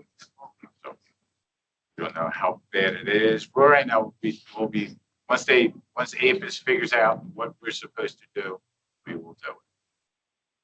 So that's where we're at. And APHIS is not working very fast at this time. Just quick update on spotted lanternfly. Is it, in your opinion, is it now well on the backside of New Jersey. I mean, it's, Pretty much, with the exception of all the hue and outcry still come from Bergen County, up in that neck of the woods. Everywhere else, it's there. It's almost gonna be like brown marmorated stink bug. You know what I mean? Like you can find it anywhere you look. If you really look hard, some places you could look hard and not even find it, right? So it's gonna be here, it's gonna be one of these pests. Like I've always been saying, on that leading edge, you know, it's hot, populations are high, they're dispersing, we're not there. And, you know, it's going down to like the Virginia and Tennessee. So it's hot and heavy down there. The states that are concerned with this obviously are California, you know, rapid transit, air freight, you know, pods, those kind of things, trucking, they're all concerned. So the West is highly concerned. But for us, it's not a big deal anyway. I think the worst of it's over.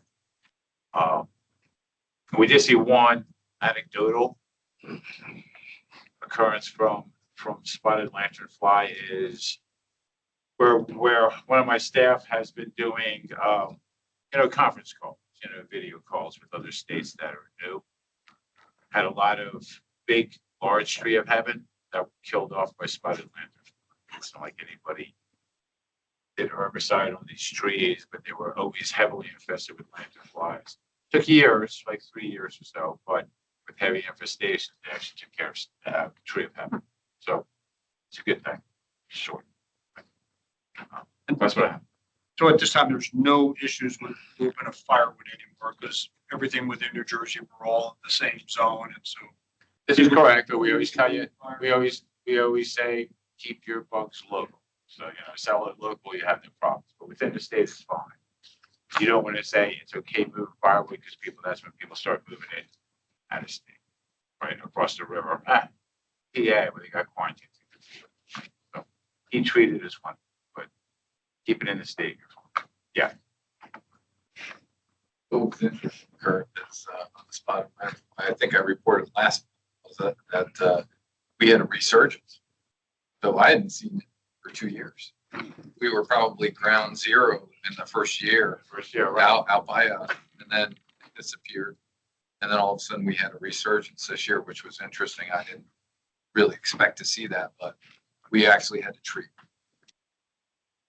You get that with any insect Yeah. population, Yeah. you're gonna have it, just like brown marmorated extinct bug, right? At least we know a lot more about it. Exactly. I don't know, my experience with the spotted lanternfly this year is that they seem to be more stupid. They're easier to stomp on now than they used to be. They used to really flicker, but now they. You're getting better at it. Maybe. That's what it is. Right, you're trained, My eradication methods are working. you're trained well. Right? Where's the front line now? How far north have they gone? I mean, are they in the Hudson Valley? Has it gone all the way up into southern Vermont? I mean, where are they? That down in southern Vermont. They're like, I'd go up to the Finger Lakes for New York. Obviously through Ohio, not all the way through Ohio. PA's loaded.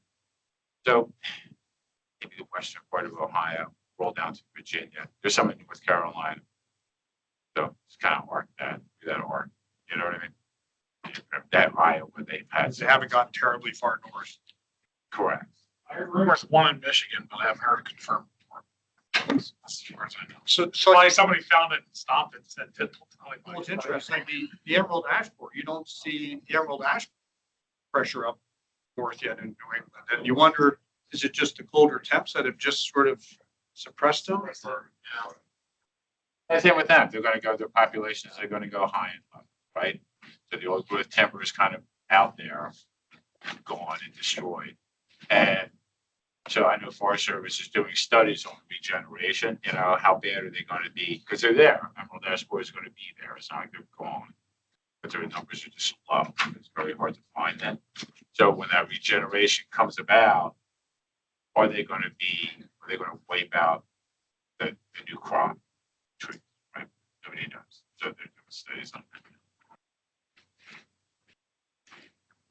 and is there anything else they can eat once the ash are all gone? You know, if the ash trees are all dead, does the host cause the decimation of the population? if there's no alternate host for an Oh, yeah, the empty population will probably drop down if they don't have enough food, but, you know, and then disappear. I don't think they disappear forever. They'll always find a host at night, but the population, for sure. Similar, Dutch elm Yeah, right. may have some Dutch elm that grow. They get 4, 5, 6 years old, And then they die. then they die. Thanks, Joe. Thank you. Continuing your busy day. Good afternoon, everyone. I'm going to start my report with a little farm to school fun. This was shared with us by one of our school districts, and you might want to get up and dance or not, but it'll definitely warm your heart. So.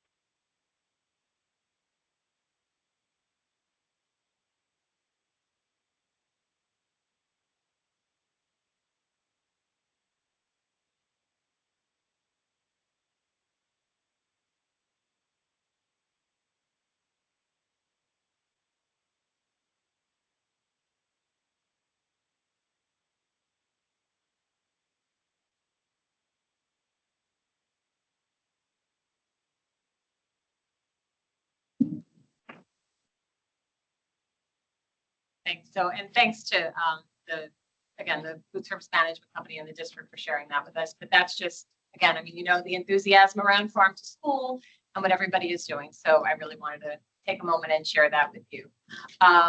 In other news in the division, you've heard me talk about the conference that we had planned for the USDA Food Show.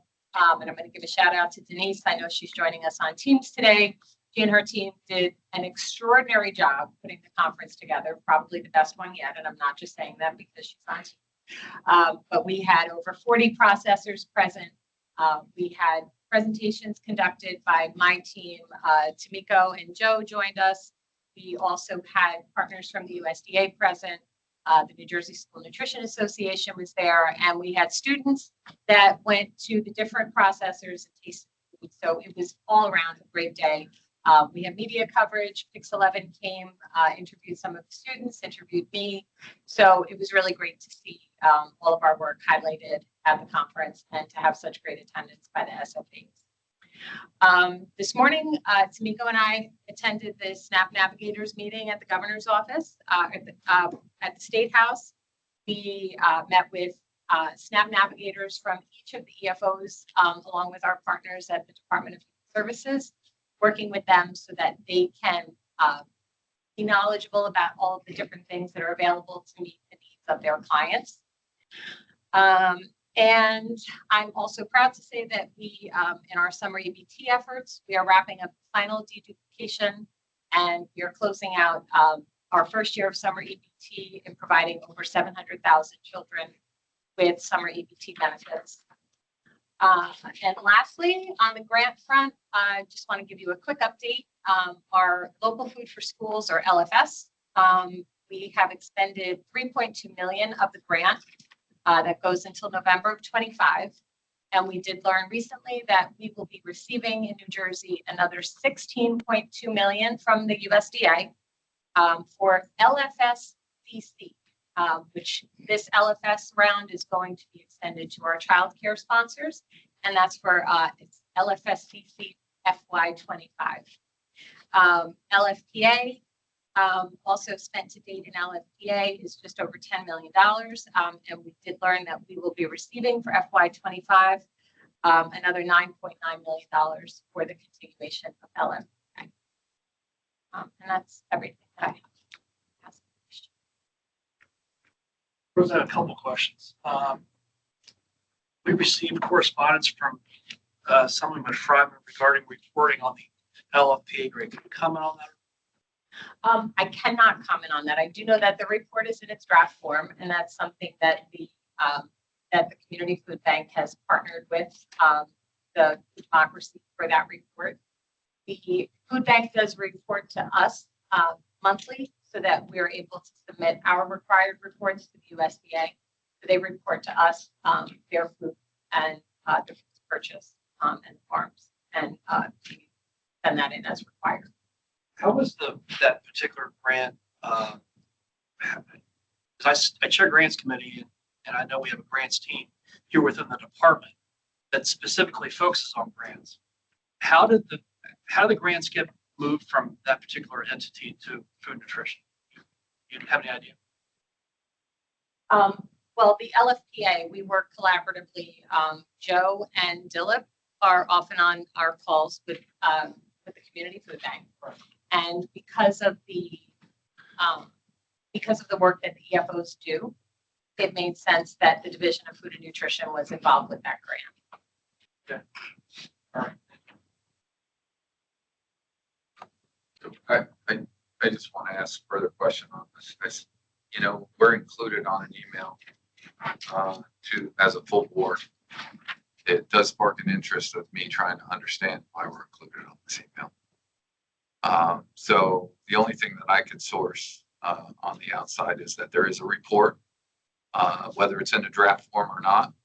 I don't know if there's been any responses on that report or not, but I do believe if there's a request and it's about research, I do think the research should be released. So when we get tied in with a legislator, it's extremely important. We're now on the toll. It's our job to ask questions.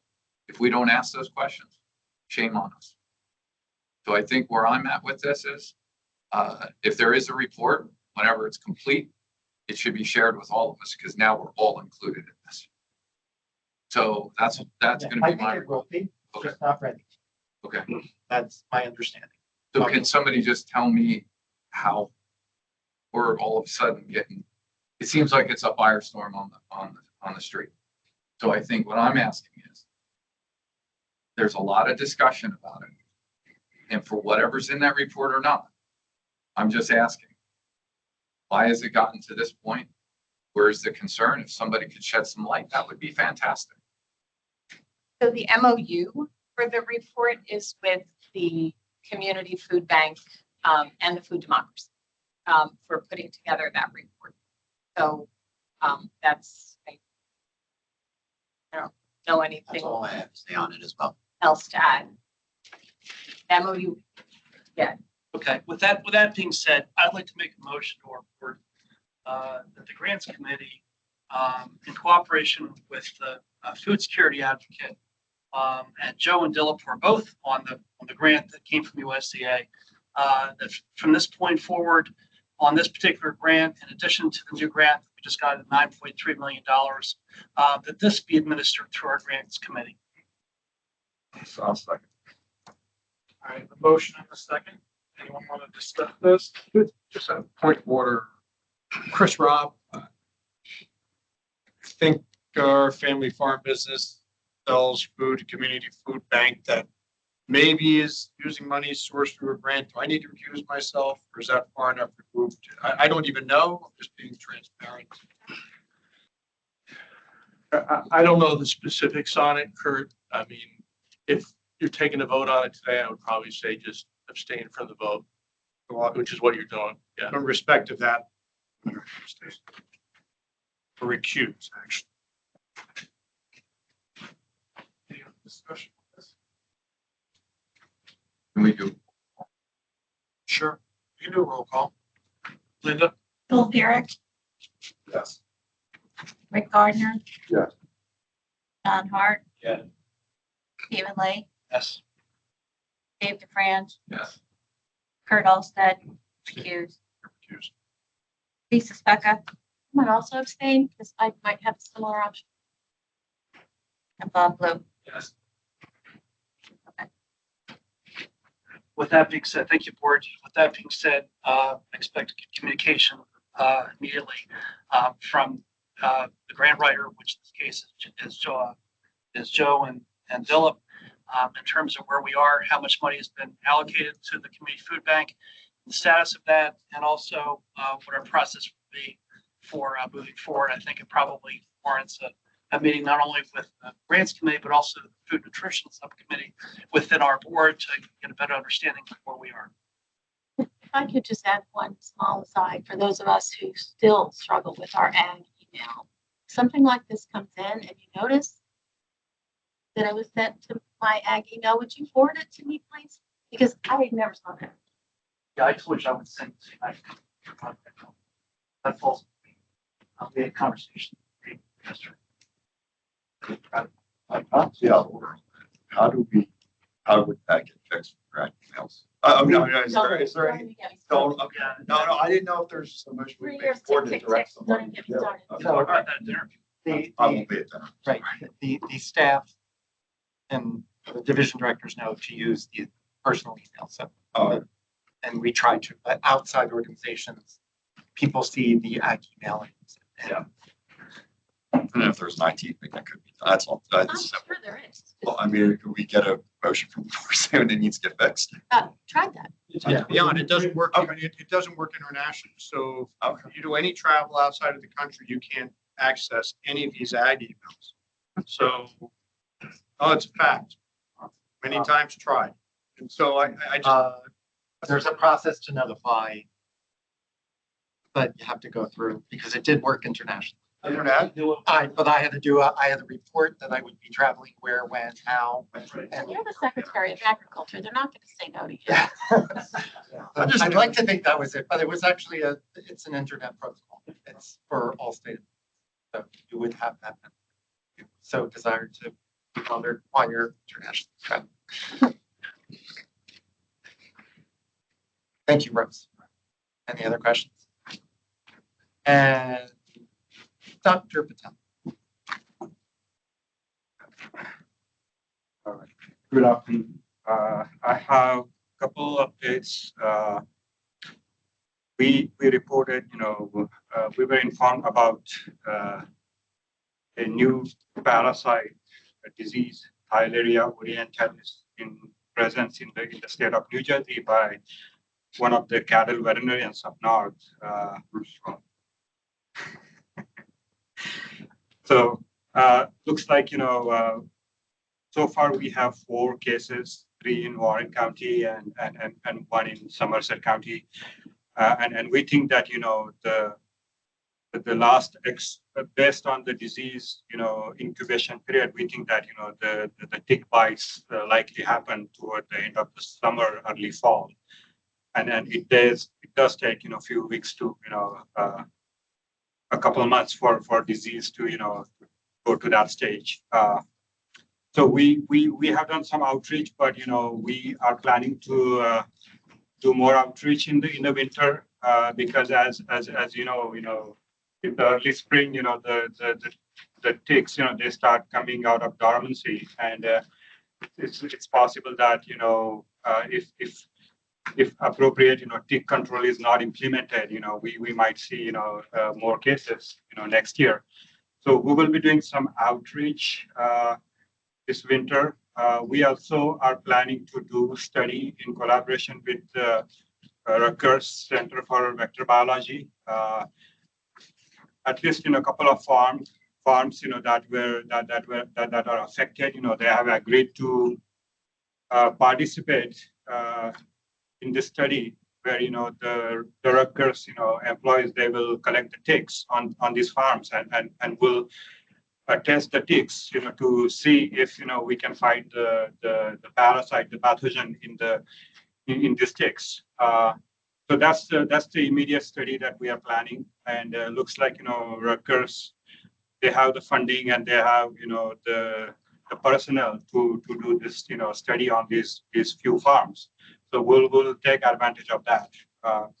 But we are thinking of, also doing statewide, testing of the ticks to see, to what extent, this disease is being carried by the ticks around the state. And we learned that, Department of Health, they have a tick collection program, in every county they have, I believe they have some sites, where they collect the ticks, and we will work with them. They have, saved ticks from 2024 collections in their, freezers in the lab. So we will try to obtain them and do, some kind of, testing to see, to what extent, this parasite is in other counties. Of course, the funding is the big, issue or the question there. And I'm going to propose to USDA that, they give us some funding, to do, some study on this, on this issue in New Jersey. So we'll keep, the board informed of the studies, that we'll be doing in coming year.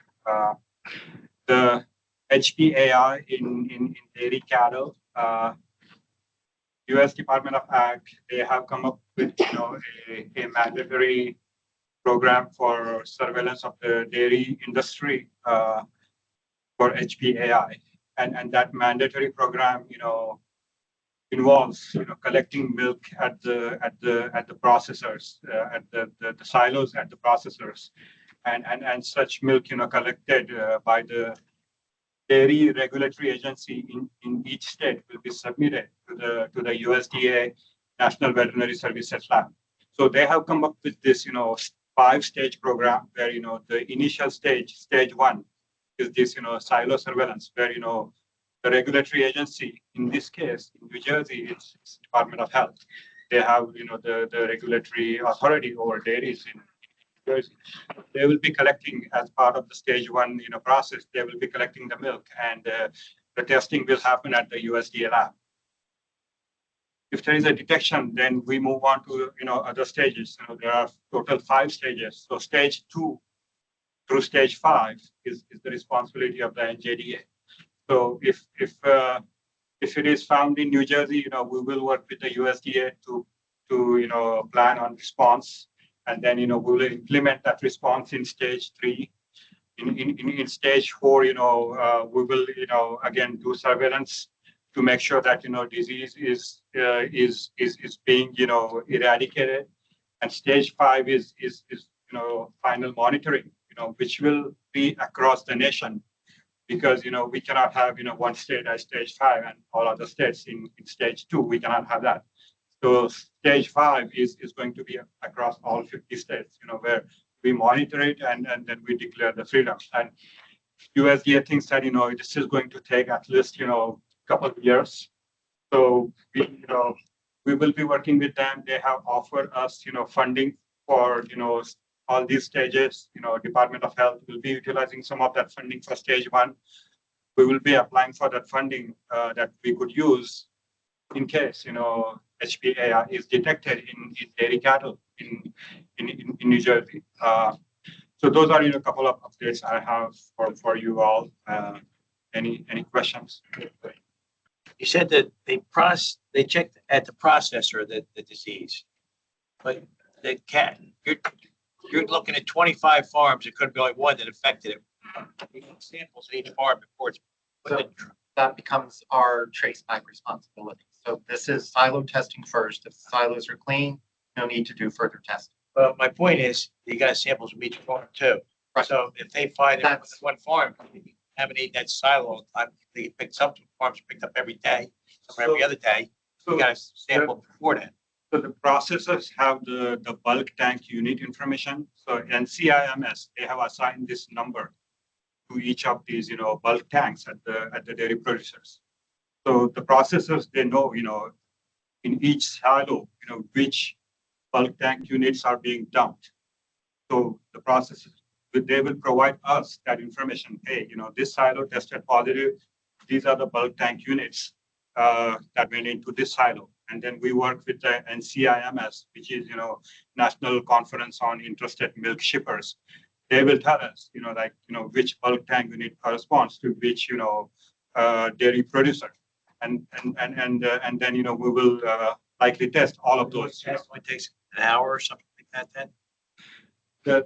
The testing does take, a few hours. If you done that day, I'm saying, so no more milk doesn't contaminate. We do find it to So like when a positive is found, that milk is taken out of the stream. Even though pasteurization kills the virus, and it would be safe for human consumption. The current policy from USDA is take that whole out of the stream. So it's in everybody's best interest to get to the root cause of the positive as soon as possible. And this is just for that parrot, the bird. Yeah, the bird. Now, my next question is, I've never heard this really before, dairy farming for years, and all of a sudden this shows up with this new test. Now I had, and it can, goats and sheep get it too. It hasn't shown up in them yet.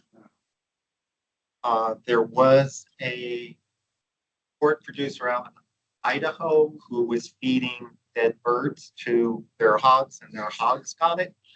And that's the only other cross. It hasn't shown up in. That hasn't even shown up in lactating beef cattle. So there has been one case of goat. Again, that goat was probably exposed by the wild birds. That's my point is several years ago, I used to have sheep and goats over there too.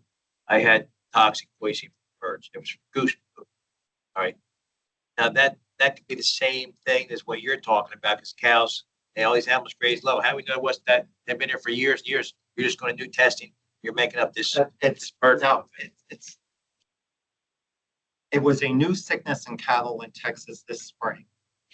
So there were symptoms related to something new that was never seen before. And when they ran all the tests to find out what it was, somebody said, how about, because we've got dead birds, and that matched up. And the same virus in the dead birds was in the virus. So that's how technical the testing of finding, because they can tell you which one came from bird population and which one came from the other types of range farm. They graze and they eat, or the birds go in their feed, and They think it was birds contaminating feed because it was more stockyard than graze. I'm just thinking, it's starting to get the scare tactics, kids, people not want to drink milk. I just want to make sure this doesn't go too far because That's why it's, if it's pasteurized, it's safe. But it's also why the USDA is taking the precaution of paying for milk that gets dumped because they want to make sure milk supply stays safe. All right. That's it. All right, thank you. All right, let's go, Chuck. You all have my report. The first two items on the report have absorbed most of my time. I guess the last 6 months, but definitely this last month.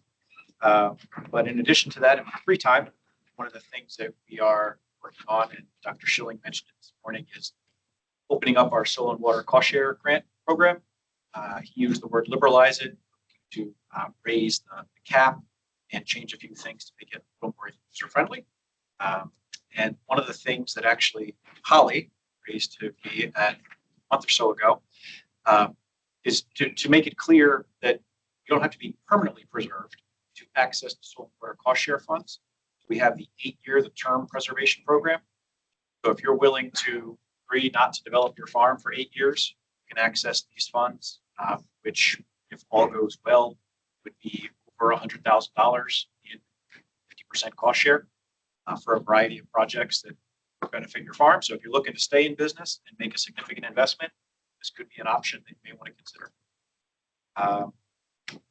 Also keeping me busy this month, there's been a flurry of legislation that affects the SADC. Some of it's good, some of it would go in the other category. but it's definitely keeping me busy, folks asking for your thoughts on this. And then lastly, I mentioned to Mr. Blue this morning, so our next gen folks have been reaching out to lots of people in different parts of the industry. They have sat with all of the SADC's farmer members, and they are curious to pick your brains. So I asked Bob if it would be all right. Usually start that with an email that says, "Are you willing to chat for an hour?" And if you prefer to chat on the phone, or you'd rather they come to your farm, either way, you're willing to do it. Just the first question will be, do you have time for us? They'd like to pick brains of people who are experienced in the industry. So working with Linda, get that email out to you. And if you've got the time, I mentioned to our folks, this is probably the best time of the year to get you rather than the spring or summer. So if you have an hour, we'd appreciate it. That's all I had. I'll piggyback on that statement. The people that are working in this Next Gen Farmer program, they really do care about getting this thing off the ground and running and doing it right. And it's in a fairly formulative stage where we as experienced producers can help, help influence them and help them get to a point where they can really help the next generation of farmers. So I think the more of us that get involved in this stage of the game, the better. So I'll just throw that out there. Also, it took me like 12 seconds for me to realize who is Dr. Schilling. Who's Dr. Schilling? I haven't called him anything but Brian in 25 years. I've never called him Dr. Schilling. Yes. It was like, oh yeah, empty chair. Yes, Brian, gotcha. So, Okay. Yeah, I still think there's a little bit of they're not understanding maybe in Hunterdon County. Have they reached out to you at all? CADB? You were there when I went to chat with them the second time, and I haven't heard of Pete since.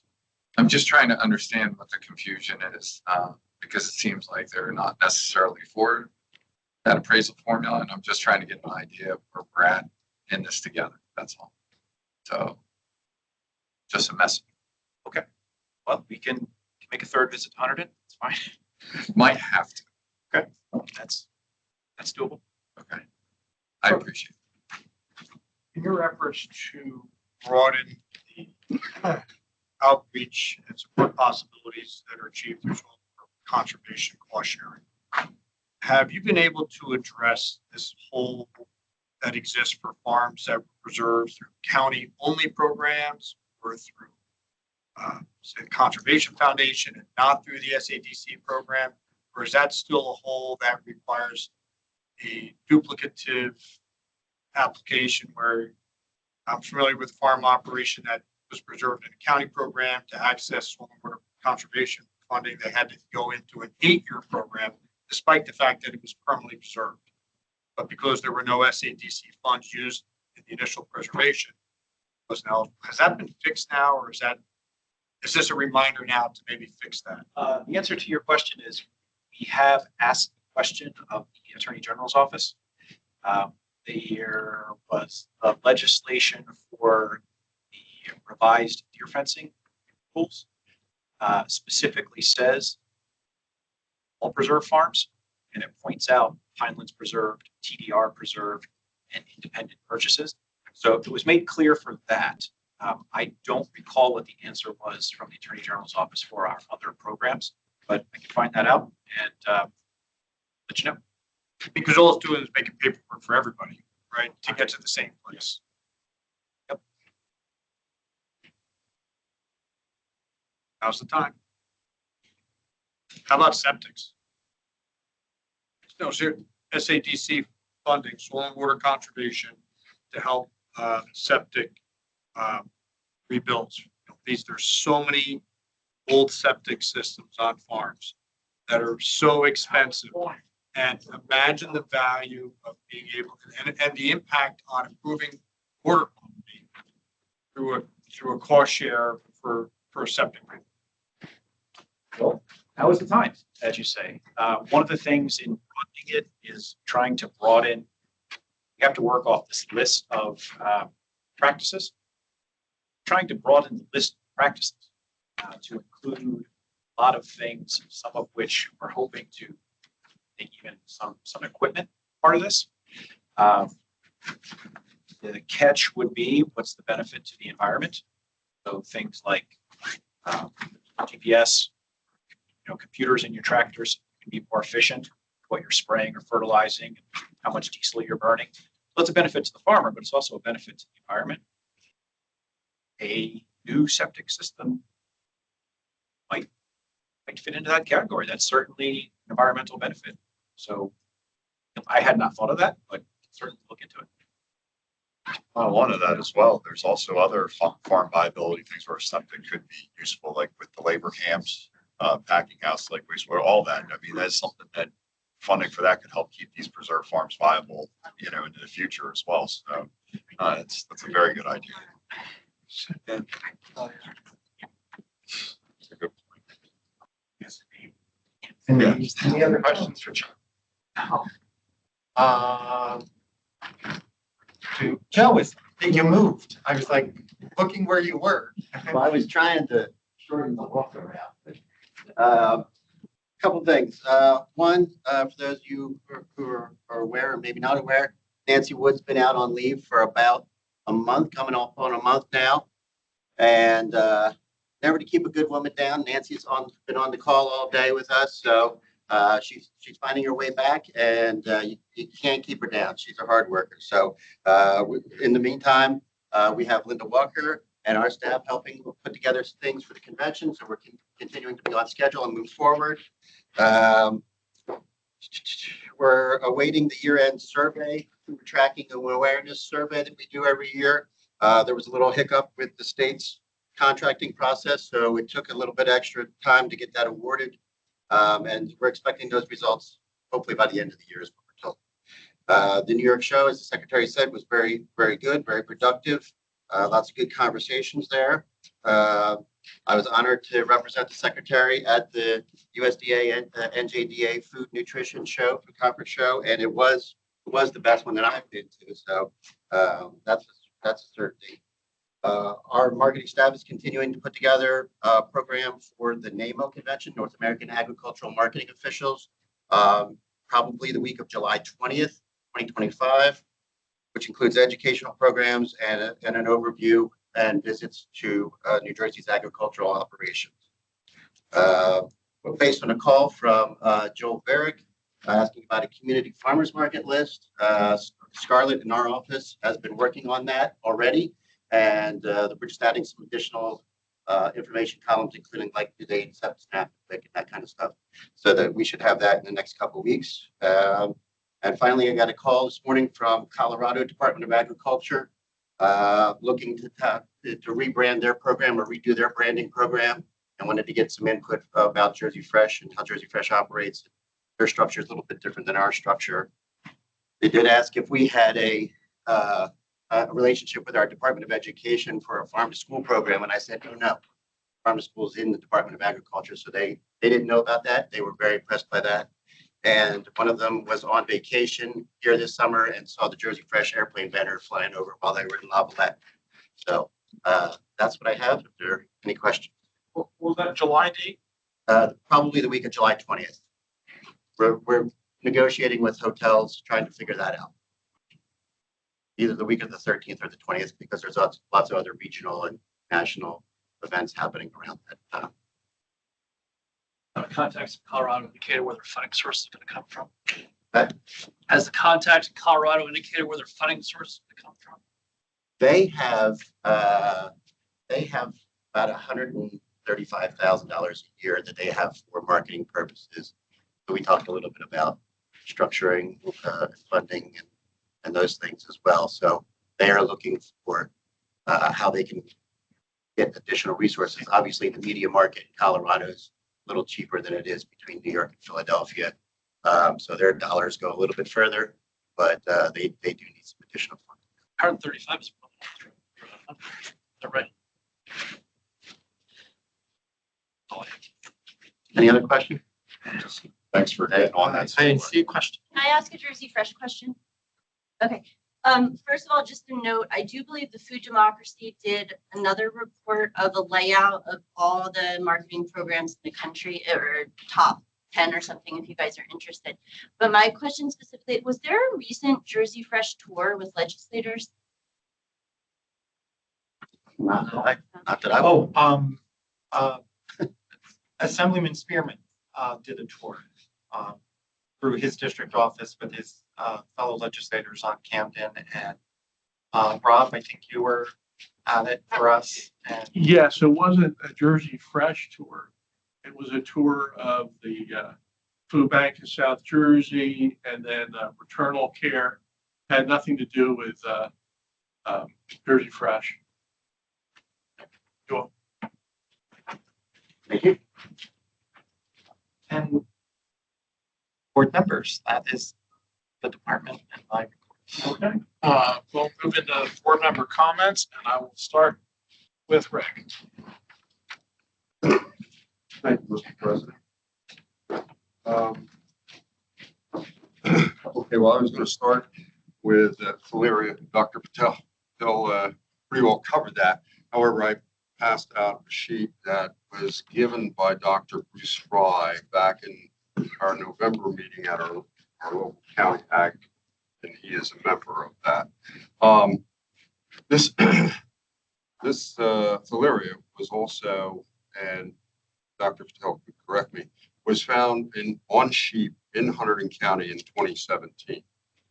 And so it attacks the red blood cells and white blood cells, and virtually leaves the animal very anemic. In some cases, death occurs. So it's a very serious thing. We had a Hereford cow, but I don't know the status of that right now in Warren County. So I'm going to try and find out a little bit more. And the reason this is important in the livestock industry, I'm also a director on our North Jersey Livestock Co-op. We're seeing record prices. And last week we had really set the bar pretty high on prices. And so that's a good thing for the wholesale farm community.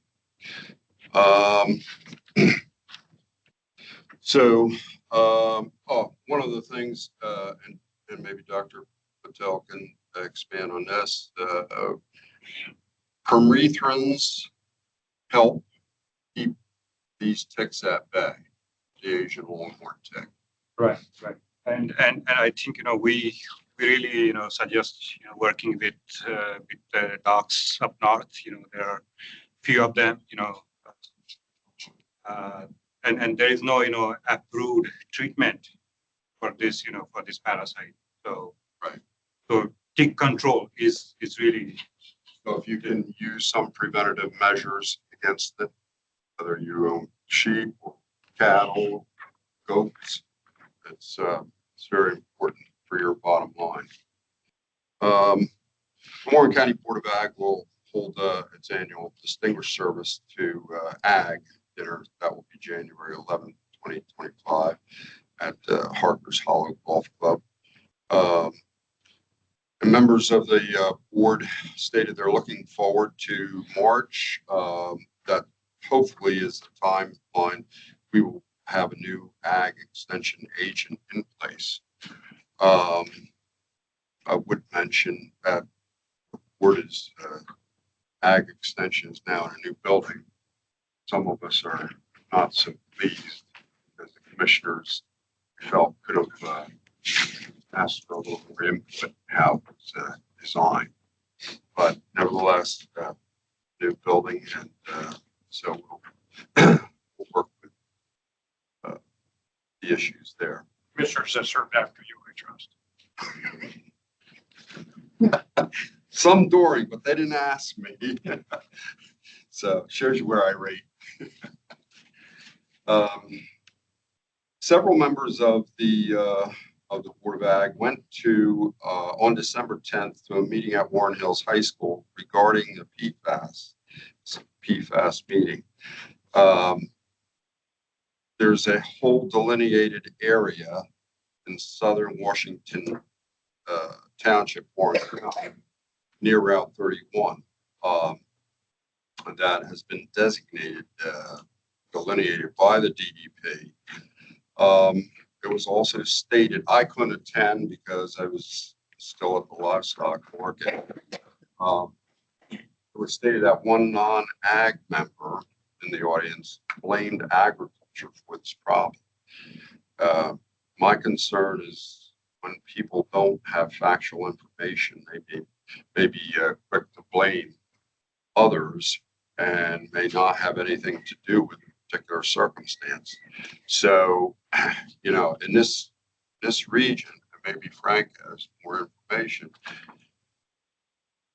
I don't think it's from one source, because I can remember there were some issues regarding dumping, let's say, I hate to use that term, but going way back in the 1960s. So some of it may be newer, some may be an older issue. Frank, if you want to say. So, yeah, I was at that meeting. I attended that meeting. Right. It's really been traced back to a fabric company in the 50s and 60s that dumped a lot of wash water. Coordination with landowner at the time out there seeing as beneficial use. So they allowed it to, there's two specific areas that they've targeted. You know, we've probably talked a little bit in the past about some of the soil testing that was done by DEP as they traced this outward. Some of it was ag land. We did test the crops from those various areas to see what the results were. As there are no standards, right, with the drinking water standard threshold, but there's no other standards nationally on what is it, or internationally, you know, what's an acceptable level or what's a threshold level. So we have some results from that. We now have gone into looking at some of the livestock in that area that may have been fed some of the silage that was grown on one of the parcels. And I got an inquiry from EPA. I guess another farmer is concerned about impacts of water, right? Watering livestock on their livestock. So we need to touch base with EPA.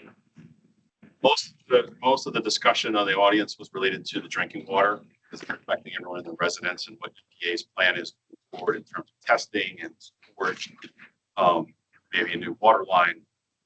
Ag was a very small piece of it, and that complaint was really tied more to pesticide use and adding in is like that's just another problem that they now of course they also said they moved out to Warren County to be out in rural areas. So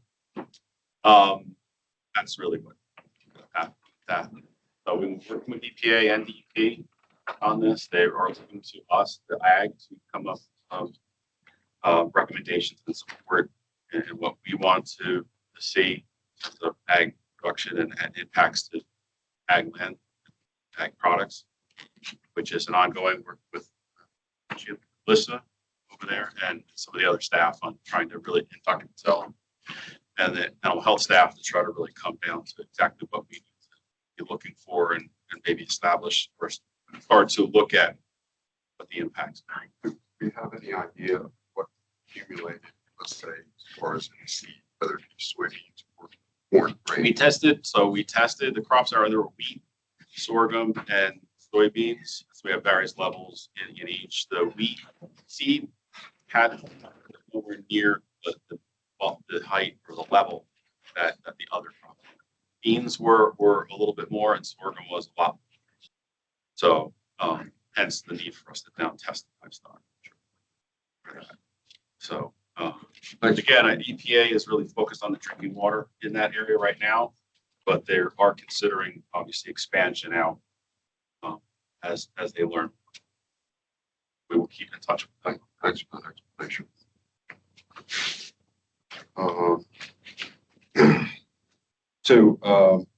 Also went to Sussex County Board of Ag meeting 3 weeks ago, and basically kind of a meet and greet with members there.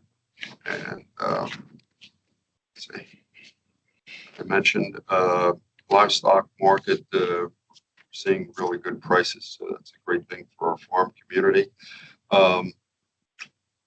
Also, I did not engage on an online meeting.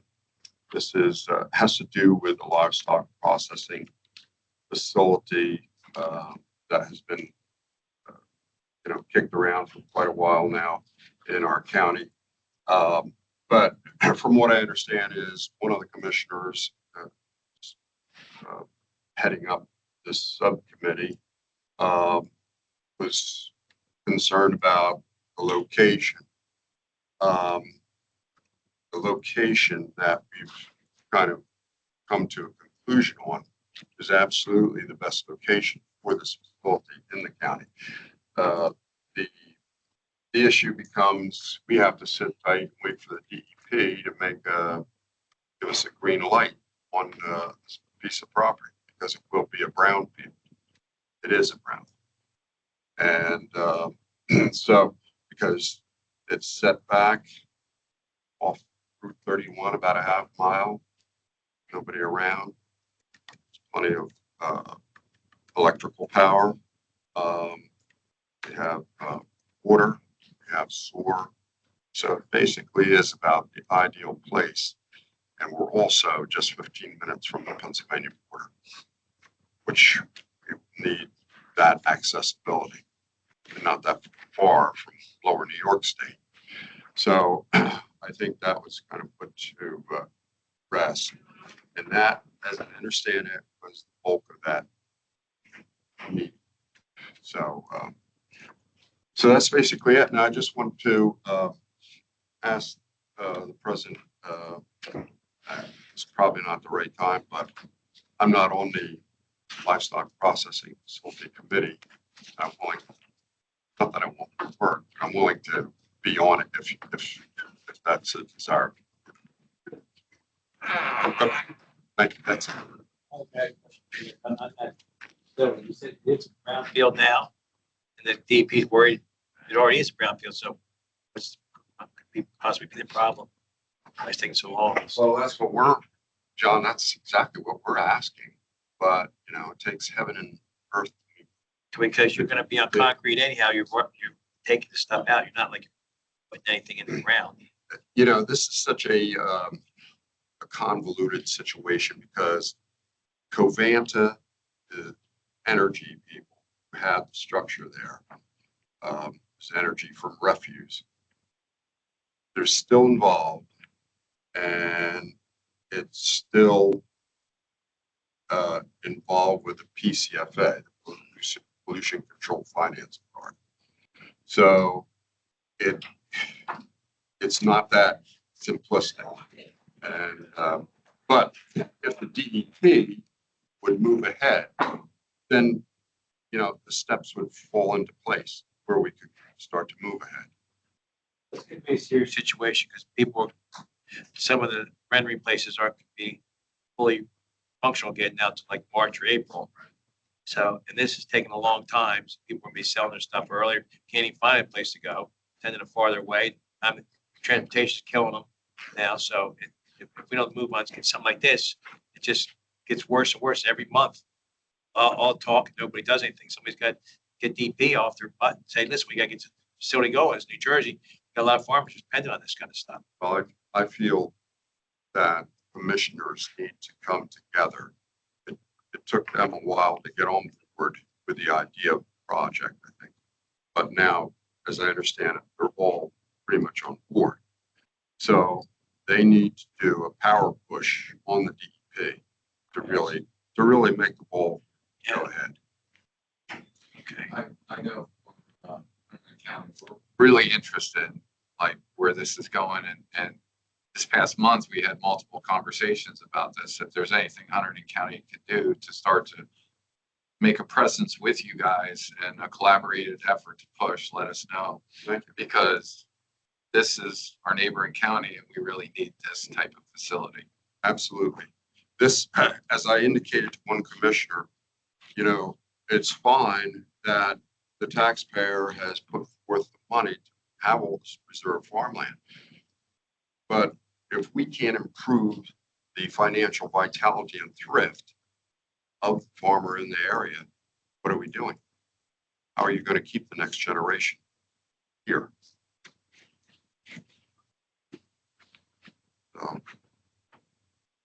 So I'm hopeful to have more dialogue with our commissioners. See if we can get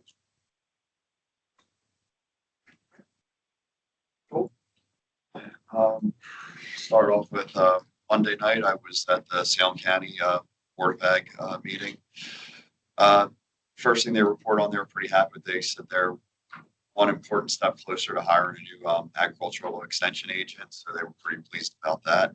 Also, it was pretty notable. They donated $5,000 to the local Woodstown FFA for a building fund that they're doing. They were pledges for that, so that was good to hear. They elected new officers. Rachel Sickler will be their president. John Coombs Jr. will be their vice president. Eric Busby will be their treasurer, and Lynn Coffin will be their secretary. Gloucester County, the next day, we had our annual luncheon. We had a brief meeting afterwards. There wasn't anything major covered there other than they did agree on a $2,000 donation to the vegetable growers as a sponsor for the upcoming convention. Their next meeting is scheduled for January for Gloucester, and that's a reorganization meeting. Also got the ad for sale. There will be a meeting in January. So a couple things that I did on top of that was I attended the South Jersey caucus. That they nominated Hillary Burrell from Cumberland County to be on the board for the upcoming convention to be considered. And then on Monday, I went to the legislature and sat in on both the assembly committees on appropriations and economic development. But I'm sure we're going to talk about that. So, other than that, I have other stuff for the committee. That's it. And happy holidays to everybody as well. I attended Camden, Atlantic County, Burlington is going to be tomorrow, county boards. I also went to Hunterdon County to the ag dinner. That was a great event. Thank you to Dave for hosting my wife Monica and I for that. That was a lot of fun. It was nice to go to a different county other than the ones I'm assigned. The moral of the story for probably Camden and Atlantic County is that they would like to try to have a joint meeting with their two boards plus Burlington, which I